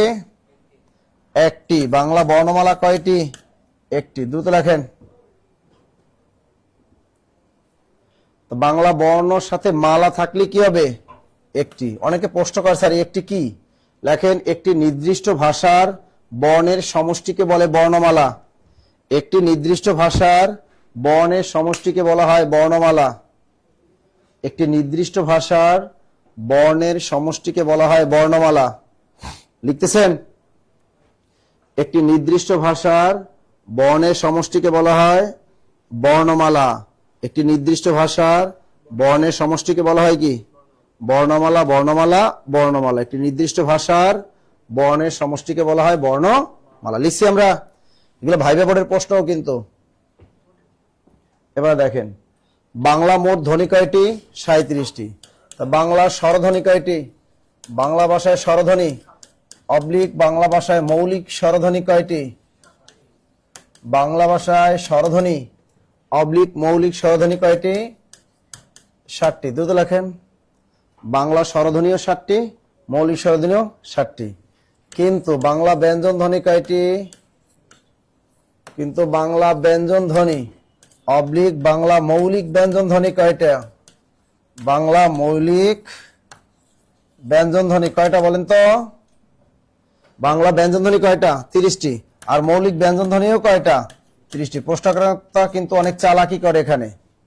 বাংলা ব্যঞ্জন ধ্বনি কয়টা? 30টা। বাংলা মৌলিক ব্যঞ্জন ধ্বনিও যদি বলে তাও কয়টা? 30টি। অনলাইনে যারা আছেন লিখতেছেন তো সবাই? ভালো করে লেখেন। চাকরি পেতে হলে বেসিক ক্লাসের কোনো বিকল্প নাই, তাই না? এই বেসিক ক্লাসের কোনো বিকল্প নেই, বেসিক ক্লাস আপনাকে করতেই হবে। তাহলে আমরা কি লিখছি? বাংলা স্বরধ্বনি কয়টি? স্বরধ্বনি কয়টি? 60টি। মৌলিক স্বরধ্বনি কয়টি? 60টি। ব্যঞ্জনধ্বনি কয়টি? মৌলিক ব্যঞ্জনধ্বনি কয়টি? তাও 30টি। মনে থাকবে? তাও হলো 30টি। ক্লিয়ার সবাই? ওকে। তাহলে আমাদের মৌলিক স্বরধ্বনি 60টি, ব্যঞ্জনধ্বনি 30টি, আর মৌলিক ব্যঞ্জনধ্বনিও কয়টা? 30টি। এটা হিসাব শেষ? আচ্ছা দেখো, আমাদের স্বরধ্বনি 60টা কি কি লিখতে পারবেন? অ, আ, ই, উ, এ, ও, আর একটা কি? এ। এই স্বরধ্বনি আমাদের 7টা। স্বরধ্বনি কয়টা? অ, আ, ই, উ, এ, ও, এ। এই 7টিকে কি বলা হয়? আর একটা স্বরধ্বনি। এই স্বরধ্বনি কয়টা? এই 7টি হলো আমাদের স্বরধ্বনি বা মৌলিক স্বরধ্বনি, একই জিনিস। বাংলা ভাষায় অর্ধ স্বরধ্বনি আছে কয়টা? ভেরি ভেরি ইম্পর্টেন্ট একটা প্রশ্ন। বাংলা ভাষায় সেমি ভয়েল কয়টা? অর্ধ স্বরধ্বনি কয়টা? 4টি। কি কি বলতে পারবা? হ্রস্ব এ, হ্রস্ব এ, ও। বাংলা অর্ধ স্বরধ্বনি আছে আমাদের 4টি। লিখে রাখো, ই, উ, এ, ও। বাংলা অর্ধ স্বরধ্বনি 4টি। বাংলা অর্ধ স্বরধ্বনি। এবার লেখেন বাংলা সংবৃত স্বরধ্বনি। সংবৃত স্বরধ্বনি। বাংলা ভাষায় সংবৃত স্বরধ্বনি কয়টি? সংবৃত স্বরধ্বনি 2টি। একটা হ্রস্বই আর একটা হ্রস্ব। সংবৃত স্বরধ্বনি আছে 2টি, হ্রস্বই, হ্রস্ব। এবার লেখো বাংলা ভাষায় বিবৃত স্বরধ্বনি। বিবৃত স্বরধ্বনি কয়টা? 1টি, শুধু স্বরে আ। বিবৃত স্বরধ্বনি কোনটা? যে স্বরধ্বনি উচ্চারণে ঠোঁট সবচেয়ে বেশি খোলা থাকে। ঠোঁট সবচেয়ে বেশি খোলা থাকবে। দ্রুত লেখো।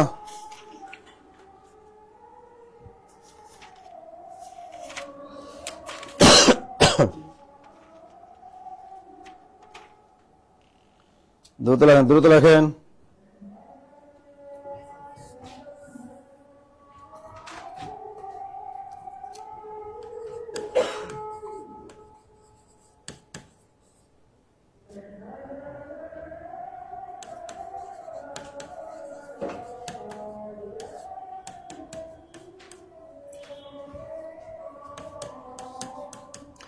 আমাদের অনুনাসিক স্বরধ্বনি আছে কিন্তু 7টা। দেখছেন? অনুনাসিক স্বরধ্বনি।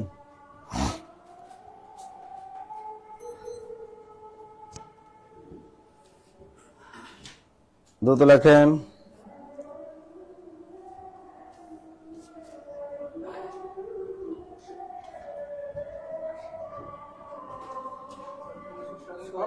অনুনাসিক স্বরধ্বনি 7টা, ওইগুলোর উপর শুধু চন্দ্রবিন্দু দিয়ে দাও। অনুনাসিক মানে কি? নাসিকের মতো এগুলো এখন উচ্চারণ হয়। খালি এগুলোর উপর চন্দ্রবিন্দু মারো।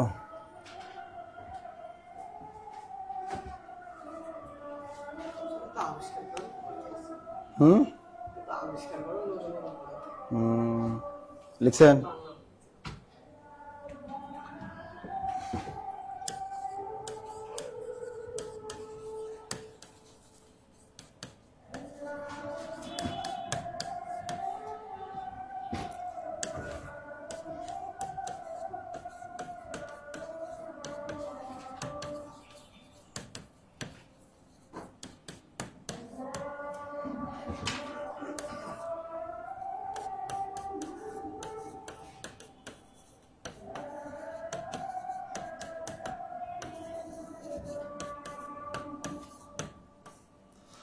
বলেন বাংলা ভাষায় দ্বিস্বর ধ্বনি আছে কয়টি? জবাবটা দাও। এগুলো সব চমৎকার প্রশ্ন। বাংলা ভাষায় দ্বিস্বর ধ্বনি আছে কয়টি? দ্রুত বলেন।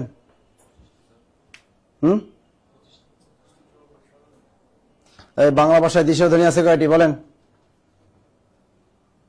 বাংলা ভাষায় দ্বিস্বর ধ্বনি আছে কয়টি? পারেন না? হ্যাঁ, বাংলা দ্বিস্বর মানে দুইবার স্বর উচ্চারিত হয় এরকম ধ্বনি আছে আমাদের 25টি। কয়টা? 25টি। লিখে রাখেন। বাংলা ভাষায় দ্বিস্বর ধ্বনি আছে কয়টা? 25টা। বাংলা ভাষায় যৌগিক স্বরধ্বনিও কয়টা? ওই একই জিনিস, লাউ আর কদু আর কি, লাউ আর কদুর মতো। যৌগিক স্বরধ্বনিও কয়টা? 25টি। বাংলা ভাষায় যৌগিক স্বর বর্ণ কয়টি? 2 পিস। কয় পিস? মাত্র 2টি। মাত্র। বর্ণ বললে যৌগিক স্বর বর্ণ বললেই কয়টা? 2টা। একটা ওই আর একটা কি? ও। তো ওই এর ভিতরে কি থাকে? ও প্লাস রস্বই সমান সমান কি? ওই। ও কি হবে? ও প্লাস রস্বই সমান সমান কি? ও। দ্রুত লেখো। তা বাংলা ভাষায় যৌগিক স্বরবর্ণ কয়টি? 2টি। একটা হলো ওই আর একটা কি? ও। তো ওই এর ভিতর ও রস্বই সমান সমান কি? ওই। আর ও কি হবে? ও রস্বই সমান সমান কি? ও। ও মনে থাকবে? তাহলে ওই ও রস্বই সমান সমান কি? ওই। আর ও রস্বই এটা হলো কি? ও। এটা হলো বাংলা ভাষায় যৌগিক স্বরবর্ণ কয়টা? বর্ণ বললি কয়টা? 2টা। আর যৌগিক স্বরধ্বনি কয়টা? 25টি। যৌগিক দ্বিস্বর ধ্বনি কয়টা? 25টি। লিখছেন? গুড। এরপর লেখেন দ্বিস্বর ধ্বনি বা যৌগিক স্বরধ্বনি চেনার উপায়। লেখেন দ্বিস্বর ধ্বনি বা যৌগিক স্বরধ্বনি চেনার উপায়। দ্বিস্বর ধ্বনি বা যৌগিক স্বরধ্বনি চেনার উপায়। দ্রুত লেখো। দ্বিস্বর ধ্বনি বা যৌগিক স্বরধ্বনি চেনার উপায়। কেমনে চিনবা পরীক্ষার হলে? লেখো। চেনার উপায় হলো পাশাপাশি পাশাপাশি 2টি স্বরধ্বনি থাকে। পাশাপাশি 2টি কি থাকে? পাশাপাশি 2টি স্বরধ্বনি থাকে। অর্থাৎ শব্দের মধ্যে পাশাপাশি 2টি স্বরধ্বনি থাকে। কোন শব্দের মধ্যে পাশাপাশি 2টা যদি স্বরধ্বনি থাকে তাকে আমরা কি বলবো? যৌগিক স্বরধ্বনি। দ্রুত লেখো।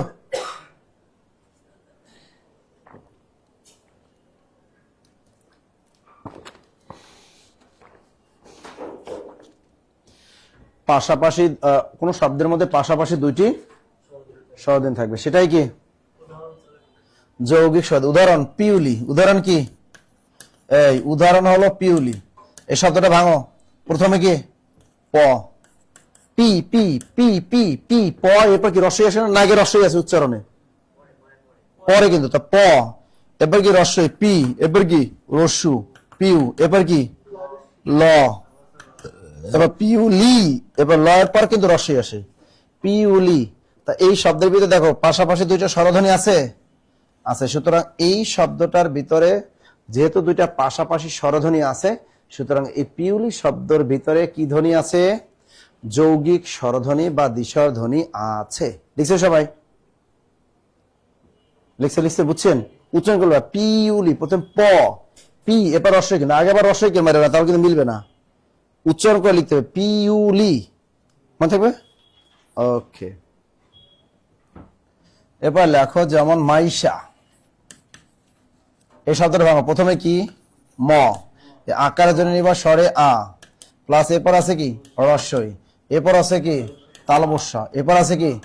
স্বরে আ। এই যে দেখছো পাশাপাশি 2টা স্বরধ্বনি আছে, তাহলে মাইশা শব্দ কি আছে? দ্বিস্বর ধ্বনি বা যৌগিক স্বরধ্বনি আছে। মনে থাকবে? এই যে এরপরে বের করো শিউলি। শিউলির ভিতর থেকে বের করো। শিউলি শব্দের ভিতরে আছে না? পিউলিয়া শিউলি এক হয় কেমনে? হ্যাঁ, পিউলিয়া শিউলি এক হইলো। প্রথমে কি? স, এরপর রস্যু, এরপর উ, এরপর ল, এরপর রস্যি। এই যে হলো। থাকবে? গুড। এবার লাউ খাও। লাউ লাউ লাউ খাও। লাউ লা রস্যু লাউ। ভাঙো তো। প্রথমে কি? ল, এপারে কি এপারে কি এই লাউর মধ্যেও আছে, হলো না? এখন তোমার পরীক্ষা যদি আসে নিচের কোন শব্দে যৌগিক স্বরধ্বনি আছে বা নিচের কোন শব্দে দ্বিস্বরধ্বনি আছে, আমরা পারবো? অনলাইনে যারা আছেন পারবেন? এগুলোকে বলে ক্রিটিক্যাল প্রশ্ন। এই প্রশ্নগুলো মুখস্থ করলে কখনোই পারবা না। শব্দগুলো ভেঙে ভেঙে তারপর তোমার দ্বিস্বরধ্বনি বা যৌগিক স্বরধ্বনি আইডেন্টিফাই করা লাগবে। কথা ক্লিয়ার? বুঝেননি না? বুঝেন নাই? এবার লেখো ব্যঞ্জন ধ্বনি। এবার আবার কি শিখবো? এবার আমরা শিখবো ব্যঞ্জন ধ্বনি। দ্রুত লেখো ব্যঞ্জন ধ্বনি। ব্যঞ্জন ধ্বনি লেখো। তা বাংলা ভাষায় ব্যঞ্জন ধ্বনি বাবা মৌলিক ব্যঞ্জন ধ্বনি কয়টা? 30টা। এবার লেখো স্পর্শ ধ্বনি। তা বাংলা ভাষায় স্পর্শ ধ্বনি বা স্পৃষ্ট ধ্বনি কয়টা? 20টা। আগে ছিল কয়টা? 25টা। এখন পরীক্ষা আসলে কয়টা টিক দিবা? 20টা টিক দিতে হবে। বর্তমানে বাংলা স্পর্শ ধ্বনি বা স্পৃষ্ট ধ্বনি কয়টা? 20টা। আর আমরা ছোটবেলায় পড়েছি কয়টা? 25টি। তাহলে আমাদের আওয়ামী লীগ সরকার আমাদের 5টা আমাদের কাছ থেকে কেড়ে নিয়েছে, তাই না? কয়টা? 20টা। আমাদের স্পর্শ ধ্বনি বা স্পৃষ্ট ধ্বনি কয়টা? 20টা। সেই 20টা কি কি একটু লিখতে হবে আমাদের, দয়া করে লেখো। স্পর্শ ধ্বনি বা স্পৃষ্ট ধ্বনি কয়টা? 20টা। বোর্ডে এত ময়লা কেন? স্পর্শ ধ্বনি অথবা স্পৃষ্ট ধ্বনি কয়টা? 20টা।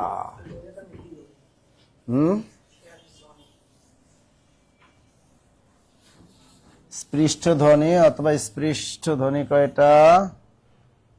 20টা। সে 20টি কি কি দেখো? ক, চ, ট, ত, আর একটা কি? প। ক চ ট ত প। তা ক বর্গের ধ্বনি ক, খ, গ, আর একটা কি? ঘ। চ বর্গের ধ্বনি চ, ছ, জ, আর একটা কি? ঝ। ট বর্গের ধ্বনি ট, ঠ, ড, আর একটা কি? ঢ। ত বর্গের ধ্বনি ত, থ, দ, আর একটা কি? ধ। প বর্গের ধ্বনি প, ফ, ব, আর একটা কি? ভ। দ্রুত লেখো। তাহলে বর্গ হলো 1, 2, 3, 4। দ্রুত লেখেন। তো এই 5টা আছে না? 4 5 কত? 20। এখানে কয়টা আছে? 20টা আছে। এই 20টিকে বলা হয় স্পর্শ ধ্বনি বা স্পৃষ্ট ধ্বনি। মনে থাকবে? তাই বাংলা ভাষায় স্পৃষ্ট ধ্বনি কয়টা? 20টি। বাংলা ভাষায় স্পর্শ ধ্বনি কয়টা? এই 20টি কিন্তু। ক চ ট ত প। তা ক মনে রাখবো আমরা, ক চ ট ত প। ক বর্গের ধ্বনি ক, খ, গ, ঘ। চ বর্গের ধ্বনি চ, ছ, জ, ঝ। ট বর্গের ধ্বনি ট, ঠ, ড, ঢ। ত বর্গের ধ্বনি ত, থ, দ, দ। প বর্গের ধ্বনি প, ফ, ব, ভ। ওরে বৃন্দাবনে পাঠাই দিছে। লেখা শেষ? সববার দিলে ভালো হতো, এত বড় লেখা শেষ? ওকে। এখন দেখো বর্গের 1 এবং 3 হলো কোন ধ্বনি? বর্গের 1 এবং 3 লেখো। বর্গের 1 এবং 3 হলো অল্প প্রাণ ধ্বনি। বর্গের 1 এবং 3 হলো অল্প প্রাণ ধ্বনি। বর্গের এর পরীক্ষা আসে কিন্তু যে বর্গের 1 এবং 3 কোন ধ্বনি? বর্গের 1 এবং 3 হলো অল্প প্রাণ ধ্বনি এবং বর্গের 2 এবং 4 হলো মহাপ্রাণ ধ্বনি। বর্গের 2 এবং 4 হলো মহাপ্রাণ ধ্বনি। তার মানে যেগুলো জোড় সংখ্যা ওটা হলো মহাপ্রাণ ধ্বনি, আর যে দুইটা বিজোড় সংখ্যা সে দুইটা কি? অল্প প্রাণ ধ্বনি। আমরা যখন বলি ক, চ, ট, ত, প শ্বাস কম লাগে, অল্প প্রাণ। যখন বলি গ, জ, ড, দ, ব শ্বাস কম লাগে, তার মানে এই দুইটা সিরিয়ালে কি? অল্প প্রাণ। যখন বলি খ, ছ, ঠ, থ, ফ শ্বাস বেশি লাগতেছে, তার মানে এগুলো কি? মহাপ্রাণ ধ্বনি। যখন বলো ঘ, জ, ঢ, দ, ব শ্বাস বেশি লাগতেছে, এগুলো কি? মহাপ্রাণ ধ্বনি। শর্টকাট মনে রাখো, বর্গের 1 এবং 3 বিজোড় সংখ্যাগুলো হলো অল্প প্রাণ এবং 2 এবং 4 হলো কি? মহাপ্রাণ ধ্বনি। লিখছি আমরা। এরপরে আসে নিচের কোনটি অঘোষ ধ্বনি? তা মনে রাখবেন বর্গের 1 এবং 2 কোন ধ্বনি? বর্গের 1 এবং 2 হলো অঘোষ ধ্বনি। দ্রুত লেখো। বাংলা 1 এবং 2, বর্গের 1 এবং 2 হলো অঘোষ ধ্বনি। বর্গের 1 এবং 2 হলো অঘোষ ধ্বনি। Very very important. বর্গের 1 এবং 2 হলো কোন ধ্বনি? বর্গের 1 এবং 2 হলো অঘোষ ধ্বনি। তার মানে ক, খ, চ, ছ, ট, ঠ, ত, থ, প, ফ এগুলা কোন ধ্বনি? অঘোষ ধ্বনি। মনে থাকবে? আর বাকি সব কি? ঘোষ ধ্বনি। তো বাংলা ভাষা অঘোষ ধ্বনি আছে মোট 12 পিস। কয় পিস? 12 পিস। এখানে আছে 10 পিস। এর সাথে আরো 2 পিস অ্যাড করতে হবে, সেটা হলো তালব্য শ আর একটি দন্তস্ব। এই টোটাল 12 পিস হলো আমাদের অঘোষ ধ্বনি। আর বাকি যা থাকবে, বাকি থাকে 18 পিস। এই 18 পিস কি ধ্বনি? স্যার এখানে আছে 10টা, আর যেগুলো আছে আর কি, এই সব মিলে কয়টা? 18টা। 18টা বাংলা ভাষায় কোন ধ্বনি? ঘোষ ধ্বনি। তা 18 আর 12 কত? 30। তা বাংলা ভাষায় মোট ব্যঞ্জন ধ্বনি কয়টা? 30টা। হিসাব মিলছে? তা তুমি ওই ঘোষ মনে রাখার দরকার আছে। তুমি খালি অঘোষ 12টা চেনো, বাকিটাগুলো তো এমনি 4টা অপশন দেখে পারবা। তা মনে করো খালি অঘোষ চিনবা, তো বাংলা ভাষায় অঘোষ কি? বর্গের 1 আর 2 কি? অঘোষ ধ্বনি। বাকি সব কি? ঘোষ ধ্বনি। এই দুইটা শুধু অ্যাড করবার সাথে তালবস্য দন্তস্ব। তাহলে ঘোষ, ঘোষ আর অঘোষ ব্যাটারে পাইছেন? দ্রুত লেখো।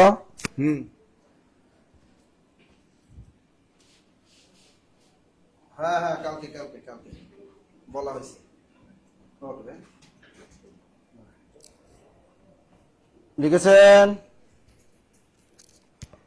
ওকে ওকে, লেখা শেষ। চমৎকার। এবার লেখো বাংলা ভাষায় নাসিক্য ধ্বনি কয়টা? হ্যাঁ, এবার লেখো নাসিক্য ধ্বনি। বাংলা ভাষায় নাসিক্য ধ্বনি অথবা নাসিক্য ব্যঞ্জনও বলা হয়। বাংলা ভাষায় নাসিক্য ধ্বনি বা ব্যঞ্জন কয়টা? 3টি। কয়টা? 3টি। লেখো ও, দন্ত ন আর একটা ম। দ্রুত লেখো। বাংলা ভাষায় নাসিক্য ধ্বনি, দ্রুত লেখো। বাংলা ভাষায় নাসিক্য ধ্বনি অথবা নাসিক্য ব্যঞ্জন কয়টি? বাংলা ভাষায় নাসিক্য ধ্বনি অথবা নাসিক্য ব্যঞ্জন 3টি। ও, দন্ত ন আর একটা কি? ম। এবার লেখো তাহলে বাংলা ভাষায় নাসিক্য বর্ণ আছে কয়টি? নাসিক্য বর্ণ কয়টি বলো? 7টি। নাসিক্য বর্ণ কয়টি? 7টি। লেখো ও, য়, মূর্ধন্য, দন্তন্য, ম, অনুস্বার, চন্দ্রবিন্দু। দ্রুত লেখো। বাংলা ভাষায় নাসিক্য বর্ণ কয়টা? 7টি।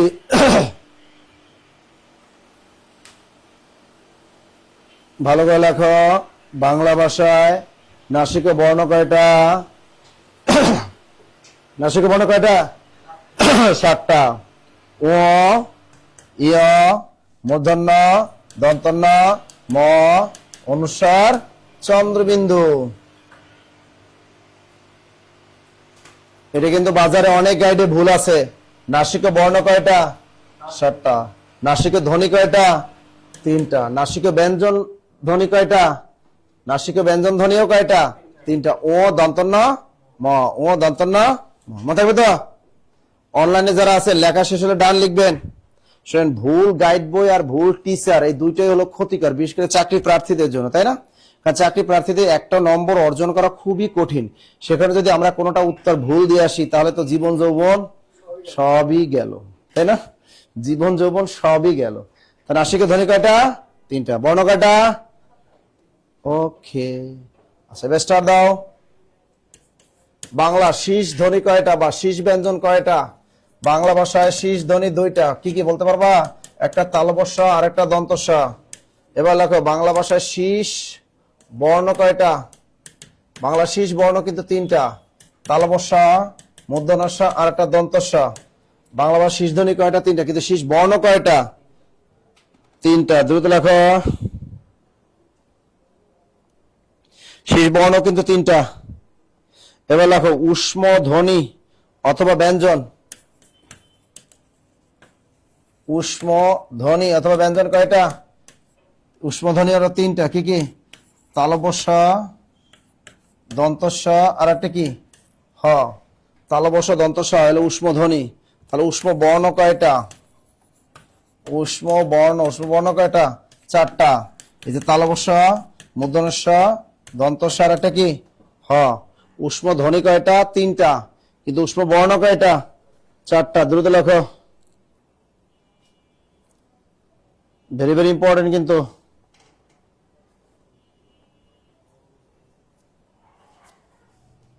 লিখছেন?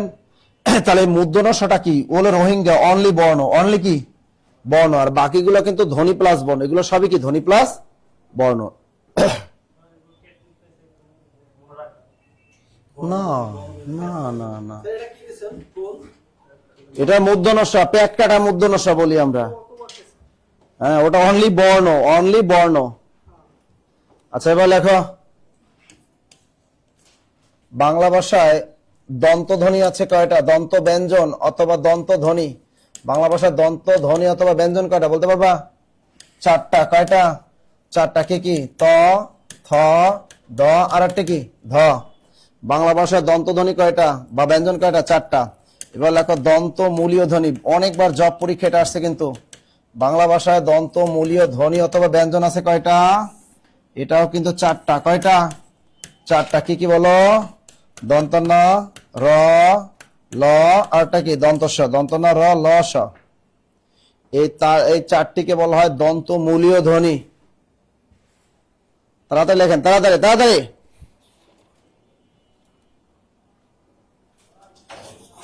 দ্রুত লেখেন। তার দন্ত ধ্বনি কয়টা? বাজারে অনেক গাড়ি পাঁচটা আছে, এগুলো ভুল তথ্য। দন্ত ধ্বনি কয়টা? চারটা। ত, থ, দ, দ। আর দন্ত মূলীয় মানে দাঁতের গোড়া থেকে উচ্চারিত, এর কি কি? চারটা। দন্ত ন, র, ল, দন্ত স। দন্ত ন, র, ল, দন্ত স। দন্ত ন, র, ল, দন্ত স। লেখা শেষ। Very very important, very very important. এবার লেখেন বাংলা ভাষায় মূর্ধন্য ধ্বনি, বাংলা ভাষায় কণ্ঠ ধ্বনি কয়টা? বাংলা ভাষায় কণ্ঠ ধ্বনি অথবা কণ্ঠ ব্যঞ্জন কয়টা? পাঁচটা। কি কি? ক, খ, গ, ঘ, ও। বাংলা ভাষায় কণ্ঠ ধ্বনি কয়টা বা কণ্ঠ ব্যঞ্জন কয়টা? পাঁচটা। এবার লেখো কণ্ঠ নালীয় ধ্বনি। কি লিখবা?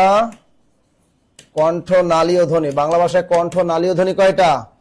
One piece. সেটা হলো হ, রাজি হ, তাই না? রাজি।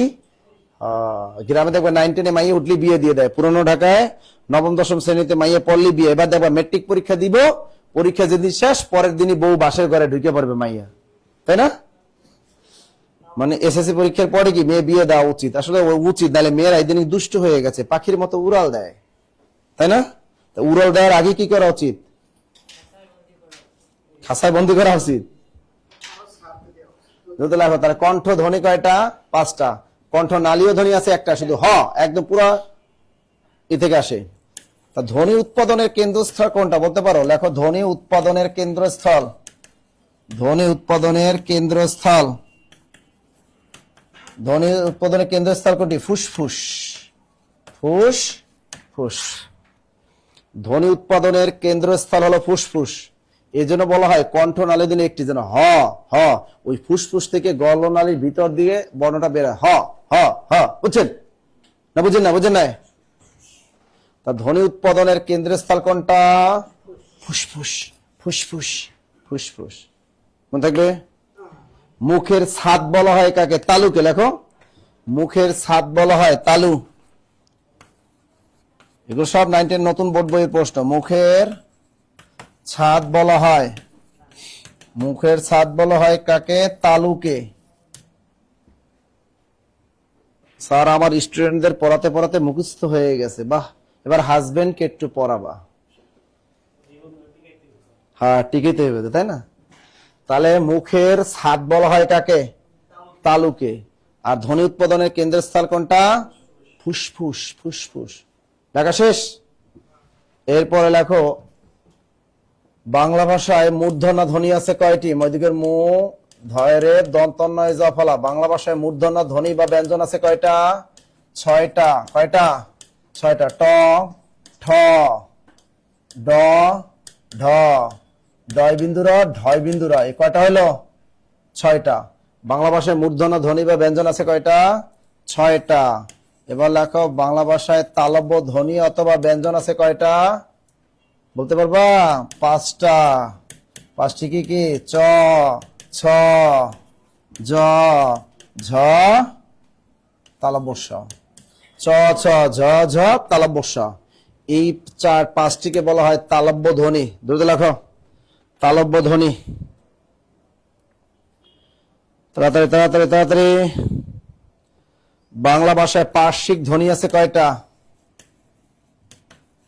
পার্শ্বিক ধ্বনি বা ব্যঞ্জন আছে কয়টা? একটা, শুধু ল। উচ্চারণ সময় জিহ্বার দুই পাশ দিয়ে বের হয়, এজন্য পার্শ্বিক ধ্বনি একটা। বাংলা ভাষায় কম্পনজাত ধ্বনি আছে কয়টা?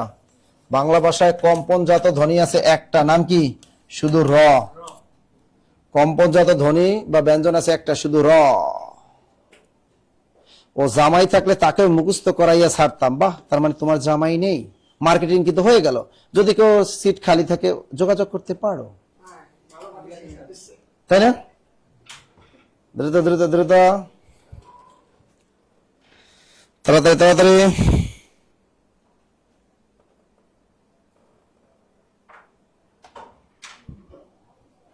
লেখা শেষ।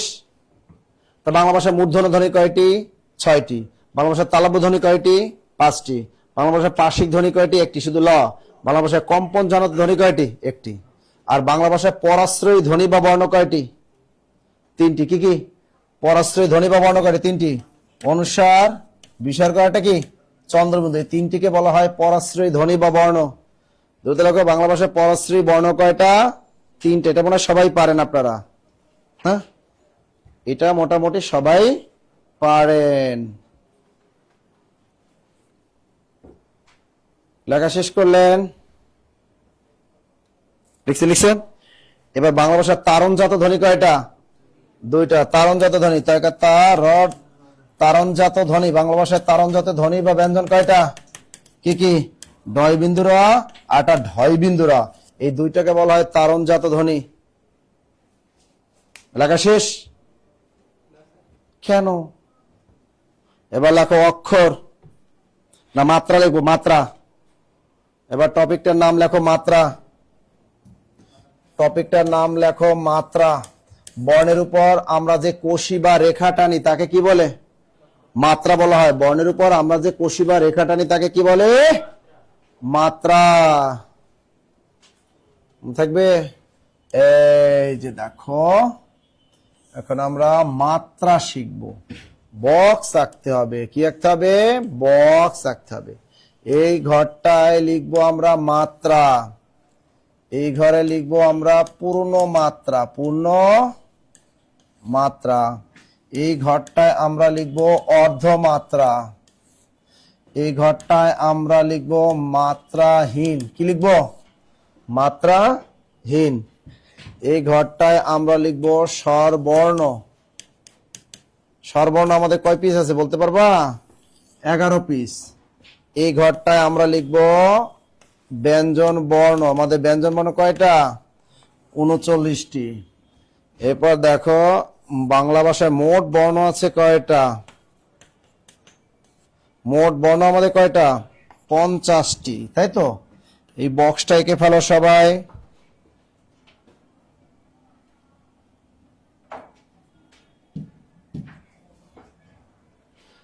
দ্রুত লেখেন। এ ঘরে লিখবেন কি? মাত্রা।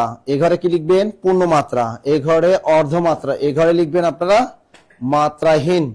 তাই আমাদের এখানে স্বরবর্ণ কয়টা? 11টি। ব্যঞ্জন বর্ণ কয়টা? 39টি।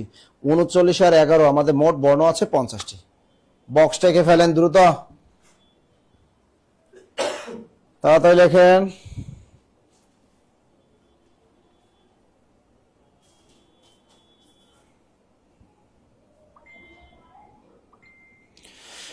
স্বামীর বোনকে দ্বিতীয় স্ত্রী দাবি, ভালোই তো, তাই না?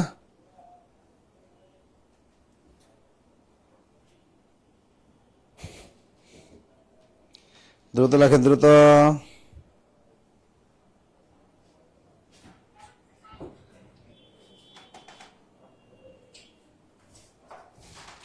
তাদের লেখেন, তাদের বক্সটা আঁকালে ডান লেখেন।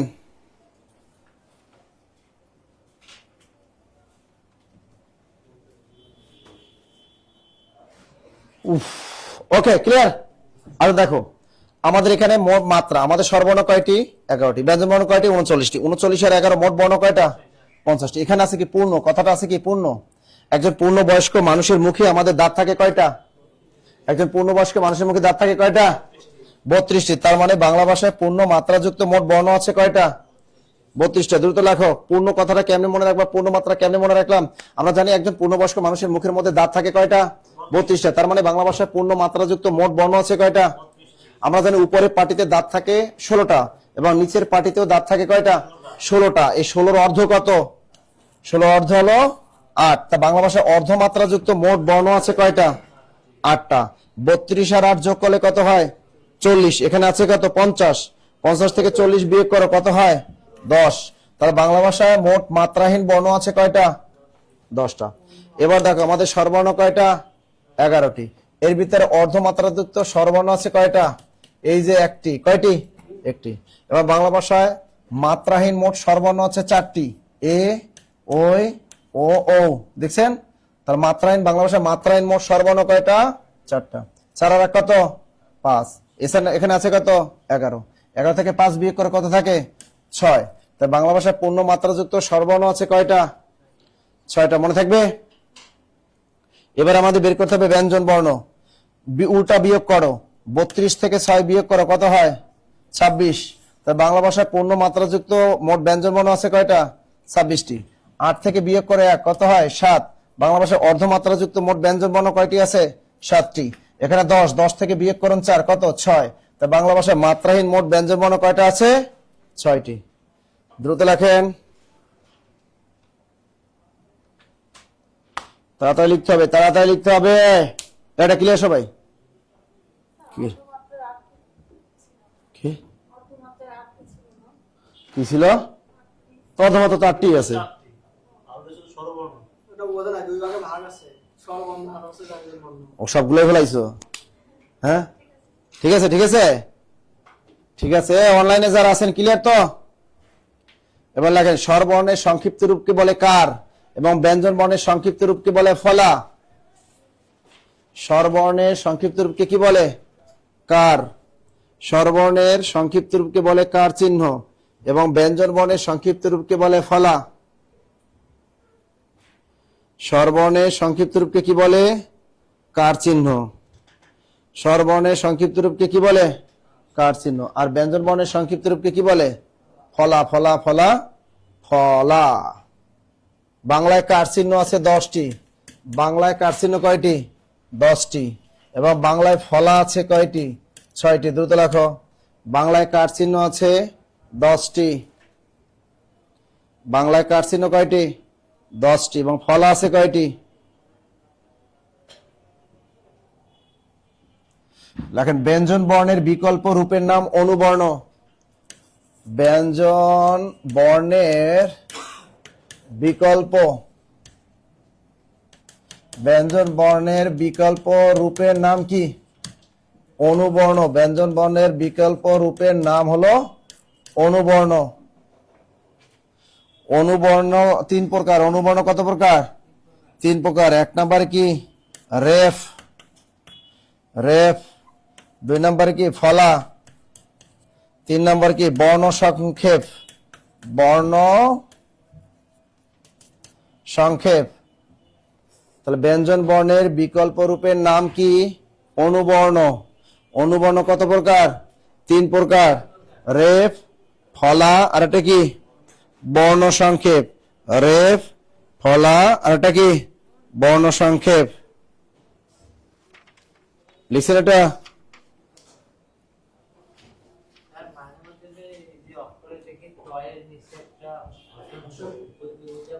প্রত্যেকটা ক্ষেত্রে বাংলা প্রত্যেকটা ধরে নিচ্ছি একটা হরচিহ্ন দেওয়া লাগে। ফলা 6টি। ব্যঞ্জন বর্ণের বিকল্প অনুবর্ণ। অনুবর্ণের মধ্যে কি কি আছে? রেফ, ফলা, ব্যঞ্জন, বর্ণ সংক্ষেপ। কি বললা? তোমার কইছে কেটা? হবে না কে? প্রত্যেকটা ব্যঞ্জন এই যে ক ক লিখতে গেলেই তো এই যে ক আর একটা অ আসে, এই জন্যই তো এটা হরচিহ্ন দেয়। ধাতুর ক্ষেত্রে দিবে না তুমি? দিতে হবে, ধাতুর ক্ষেত্রে দিতে হবে। আচ্ছা খেয়াল করো, ধাতুর ক্ষেত্রে দিতে হবে।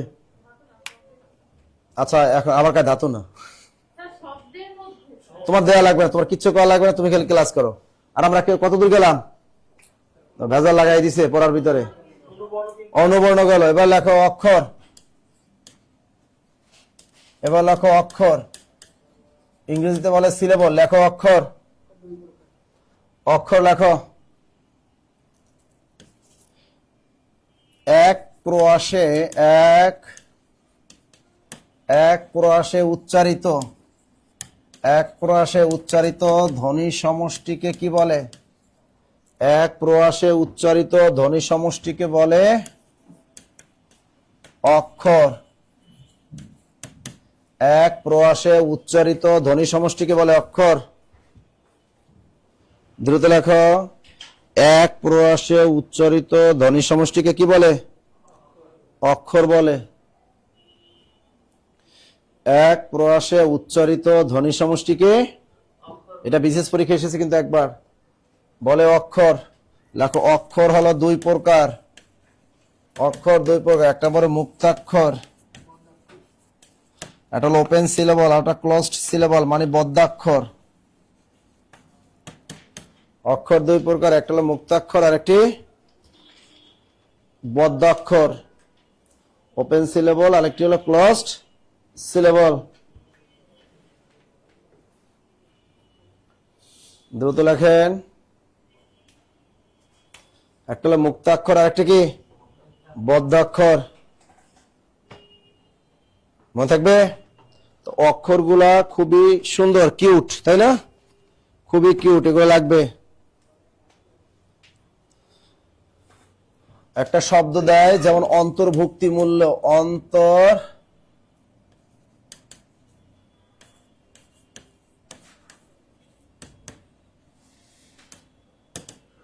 এইটার মধ্যে কয়টা অক্ষর আছে বলেন? অন্তর্ভুক্তিমূলক, অন্তর্ভুক্তিমূলক শব্দে কয়টি অক্ষর আছে? কয়টি অক্ষর আছে? এগুলো পরীক্ষা আসে। অন্তর্ভুক্তিমূলক শব্দে কয়টি অক্ষর আছে? আবার বলে নাতিশীতোষ্ণ মণ্ডল, এই শব্দে কয়টি অক্ষর আছে? এরকম আসে কিন্তু পরীক্ষায়, আসে না? আসে। দ্রুত লেখো। বৈষম্য বিরোধী শব্দে কয়টি অক্ষর আছে? বৈষম্য বিরোধী এই শব্দে কয়টি অক্ষর আছে? এগুলো আসে। এই শব্দগুলার ভিতর থেকে কঠিন কঠিন শব্দ দিয়ে দেবে বিসিএস বা যে কোনো চাকরি পরীক্ষায়। আপনাকে এই শব্দগুলোর ভিতর থেকে কি বের করতে হবে?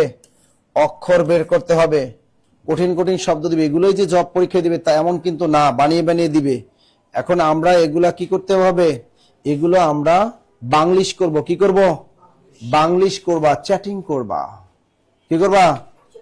চ্যাটিং করি না আমরা? মোবাইলে এসএমএস এ যেভাবে লিখি ওভাবে এসএমএস এ লেখো। অন্তর্ভুক্তিমূলক। তবে একটা জিনিস লেখো, লেখো পাশাপাশি দুইটি ভাওয়াল থাকলে একটা অক্ষর হবে। লেখো পাশাপাশি দুইটি ভাওয়াল থাকলে একটা হবে। পাশাপাশি দুইটি ভাওয়াল থাকলে একটি অক্ষর হবে। একজন লিখছে স্যার এখন আর নিতে পারতেছি না। আমাদের নয়টার ব্যাজে তো আরো ক্লাস আছে না? আমাদের 9টার ব্যাজে তো আরো ক্লাস আছে। 8:36 বেজে গেছে, তাই তো? 9টার ব্যাজে আরো ক্লাস আছে।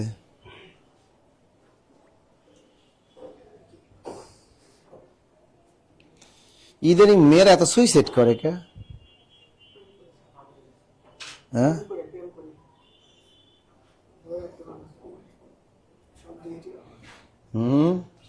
মেয়েরা শুধু শুধু সুইসাইড করে কেন? কাজ আছে, কাজ নাই কিছু না, সুইসাইড করে। লিখেন। আচ্ছা, আমরা এখন কি মনে করে একটা আপনি বাংলিশ করবেন শব্দটাকে, যে শব্দটা পরীক্ষা বাংলিশ করবেন, বাংলিশ করে যে কটা ভাল পাবেন ওই কটাই কি অক্ষর। এরপর দেখবেন যদি পাশাপাশি দুইটা ভাল থাকে তাহলে কি করবেন? একটা মারবেন, তাই তো? আচ্ছা, আমরা যদি বলি ভাই শব্দে কয়টি অক্ষর আছে, তুমি লিখবা এভাবে লিখতে পারো BHAI ভাই। তা পাশাপাশি দুইটা ভাওয়াল আছে, কটা ধরবো? একটা। তা ভাই শব্দে অক্ষর আছে কয়টা? একটা। মনে থাকবে। যদি বলি বোন শব্দে অক্ষর আছে কয়টা? BON বোন, কয়টা ভাওয়াল আছে? কয়টা? একটা। সুতরাং বোন শব্দে অক্ষর আছে কয়টা? একটা। মনে থাকবে। ওকে। এখন অন্তর্ভুক্তিমূলক, এটাকে তুমি খাস বাংলায় লেখো AN অন, তোর, অন্তর্ভুক্তি ইউকে ভুক, তিয়াইতি অন্তর্ভুক্তিমূলক, MULOK লোক, অন্তর্ভুক্তিমূলক। ভালো আছে কয়টা? একটা, দুইটা, তিনটা, চারটা, পাঁচটা, ছয়টা। সুতরাং অন্তর্ভুক্তিমূলক শব্দে অক্ষর আছে কয়টা? দ্রুত লেখো, অন্তর্ভুক্তমূলক শব্দে অক্ষর আছে কয়টা? 6টা।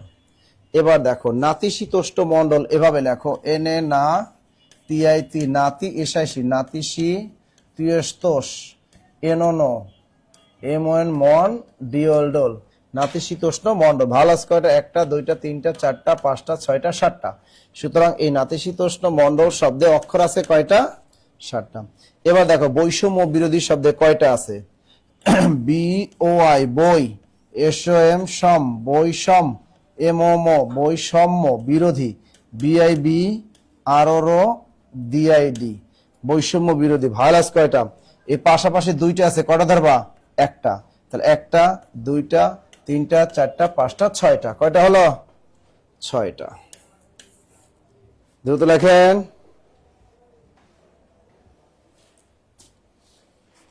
লেখা শেষ করেন, লেখা শেষ করেন। তাহলে আমাদের এই অক্ষর থেকে যদি পরীক্ষায় প্রশ্ন আসে আমরা পারবো তো? পারবেন? দ্রুত লেখেন, দ্রুত লিখছেন?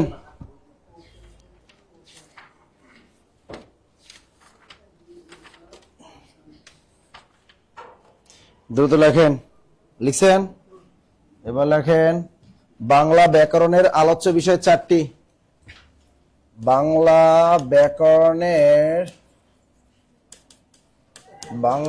ব্যাকরণের সবাই পিডিএফ পাবেন, এই ক্লাসে সবাই পিডিএফ পাবেন। এই পিডিএফটা দিয়ে দাও। কে? তুমি যা দেখার দেখতে থাকো। পিডিএফ দিয়ে দে, সবাইকে পিডিএফ দিয়ে দাও, সবাইকে পিডিএফ দিয়ে দাও। বাংলা ব্যাকরণে আলোচ্য বিষয় কয়টি? বাংলা ব্যাকরণে আলোচ্য বিষয় 4টি। কয়টি? একজনের কাছে 6টি। বাংলা ব্যাকরণে আলোচ্য বিষয় কয়টা? পৃথিবীর যে কোনো ভাষারই ব্যাকরণে আলোচ্য বিষয় কয়টি? ইংরেজি ব্যাকরণে আলোচ্য বিষয় কয়টি? 4টি। মনে থাকবে। 1 নাম্বার লেখো ধ্বনিতত্ত্ব। 1 নাম্বার কি? ধ্বনিতত্ত্ব। ইংরেজিতে কি বলে? ফনোলজি। ফনোলজি। 1 নাম্বার কি লিখলা? ধ্বনিতত্ত্ব। ইংরেজিতে কি বলে? ফনোলজি। ইংরেজিতে কি বলে? আজকে রে প্লাস বইটা শেষ করে দেয়, এটা কোনো কথা? কিরে প্লাস বই শেষ করে এতই সোজা? রোদে শেষ করতে পারো, বস টিচার হয়ে যাবা বাংলাদেশের। তা ধ্বনিতত্ত্ব ইংরেজিতে কি বলে? ফনোলজি। তা ধ্বনিতত্ত্বের বিষয়ে কি কি বিষয় আছে লেখো? ধ্বনি, ন, স, বাকযন্ত্র এবং বর্ণের সাথে কি করে? বর্ণের সাথে সবসময় কি করে? সন্ধি করে। কি করে? তাহলে লেখেন ধ্বনি, ন, স, বাকযন্ত্র এবং বর্ণের সাথে সন্ধি করে। তাহলে নত্ব ও সত্য বিধান ব্যাকরণে কোন অংশে আলোচিত হয়? ন দিয়ে মনে রাখবা নত্ব। তার নত্ব, তার ধ্বনিতত্ত্বে আলোচিত হয় ন, স। নত্ব সত্যবিধি ব্যাকরণে কোন অংশে আলোচিত হয়? ধ্বনিতত্ত্বে। বাকযন্ত্র কোথায় আলোচিত হয়? ধ্বনিতত্ত্ব। বর্ণমালা কোথায় আলোচিত হয়? ধ্বনিতত্ত্বে। এইটা সবচেয়ে পরীক্ষা বেশি আসে। সন্ধি ব্যাকরণে কোন অংশে আলোচিত হয়? সন্ধি ব্যাকরণের কোন অংশে আলোচিত হয়? ধ্বনিতত্ত্বে। টেকনিকটা মনে রাখবা, ধ্বনি, ন, স, বাকযন্ত্র এবং বর্ণের সাথে সন্ধি করে। ধ্বনি, ন, স, বাকযন্ত্র এবং বর্ণের সাথে কি করে? সন্ধি করে। লিখছেন? হবে হবে হবে। ওকে, এবার আমরা 2 নম্বরে যাব। কয় নাম্বার? 2 নম্বর। 2 নম্বরে কি ধ্বনিতত্ত্বের পর কি বলতো? রূপতত্ত্ব। রূপতত্ত্বের আরেক নাম কি? শব্দ তত্ত্ব। শব্দ ইংরেজিতে কি বলে? মরফোলজি। না, হ্যাঁ মরফোলজি, মরফোলজি। লিখছেন? মরফোলজি। তাই রূপতত্ত্ব আরেক নাম শব্দতত্ত্ব, ইংরেজিতে কি বলে? মরফোলজি। ওর ভিতরে কিছুই লেখার দরকার নেই আমাদের। 3 নাম্বার লেখো ধ্বনিতত্ত্ব, রূপতত্ত্ব, এরপর কি? বাক্যতত্ত্ব। এর আরেক নাম কি? বাগর্থ তত্ত্ব। না, বাক্যতত্ত্বের আরেক নাম কি? পদক্রম। কই গেল এটা? বাক্যতত্ত্ব বা পদক্রম। বাক্যতত্ত্ব বা পদক্রম ইংরেজিতে কি বলে জানেন? সিনট্যাক্স। এগুলো পড়তে হবে, এগুলো পরীক্ষা ইংরেজি আসে। সিনট্যাক্স। লেখেন জবার একটাই প্রবাদ, জবার একটাই প্রবাদ বা উক্তি, জবার একটা প্রবাদ বা উক্তি, সে কি বুঝে না? সে কারক বুঝে না, সে কারক বুঝে না। তা টেকনিকটা কি লিখে দিলাম? জবার একটাই প্রবাদ বা উক্তি, সে কারক বুঝে না। তা জবা, জ দিয়ে মনে রাখবা জ্যোতি চিহ্ন, জ দিয়ে কিনে মনে রাখবা? তা জ্যোতি চিহ্ন বা বিরাম চিহ্ন ব্যাকরণে কোন অংশে আলোচিত হয়? জ্যোতি চিহ্ন বা বিরাম চিহ্ন ব্যাকরণে কোন অংশে আলোচিত হয়? বাক্যতত্ত্বে। বা দিয়ে মনে রাখবা বাচ্য, বাচ্য কোথায় আলোচিত হয়? বাক্যতত্ত্বে। এক দিয়ে মনে রাখবে এক কথায় প্রকাশ, প্রবাদ দিয়ে প্রবাদ প্রবচন, উক্তি দিয়ে উক্তি, আর কারক দিয়ে কি? কারক। সবচেয়ে বেশি আসে কারক ব্যাকরণের কোন অংশে আলোচিত হয়?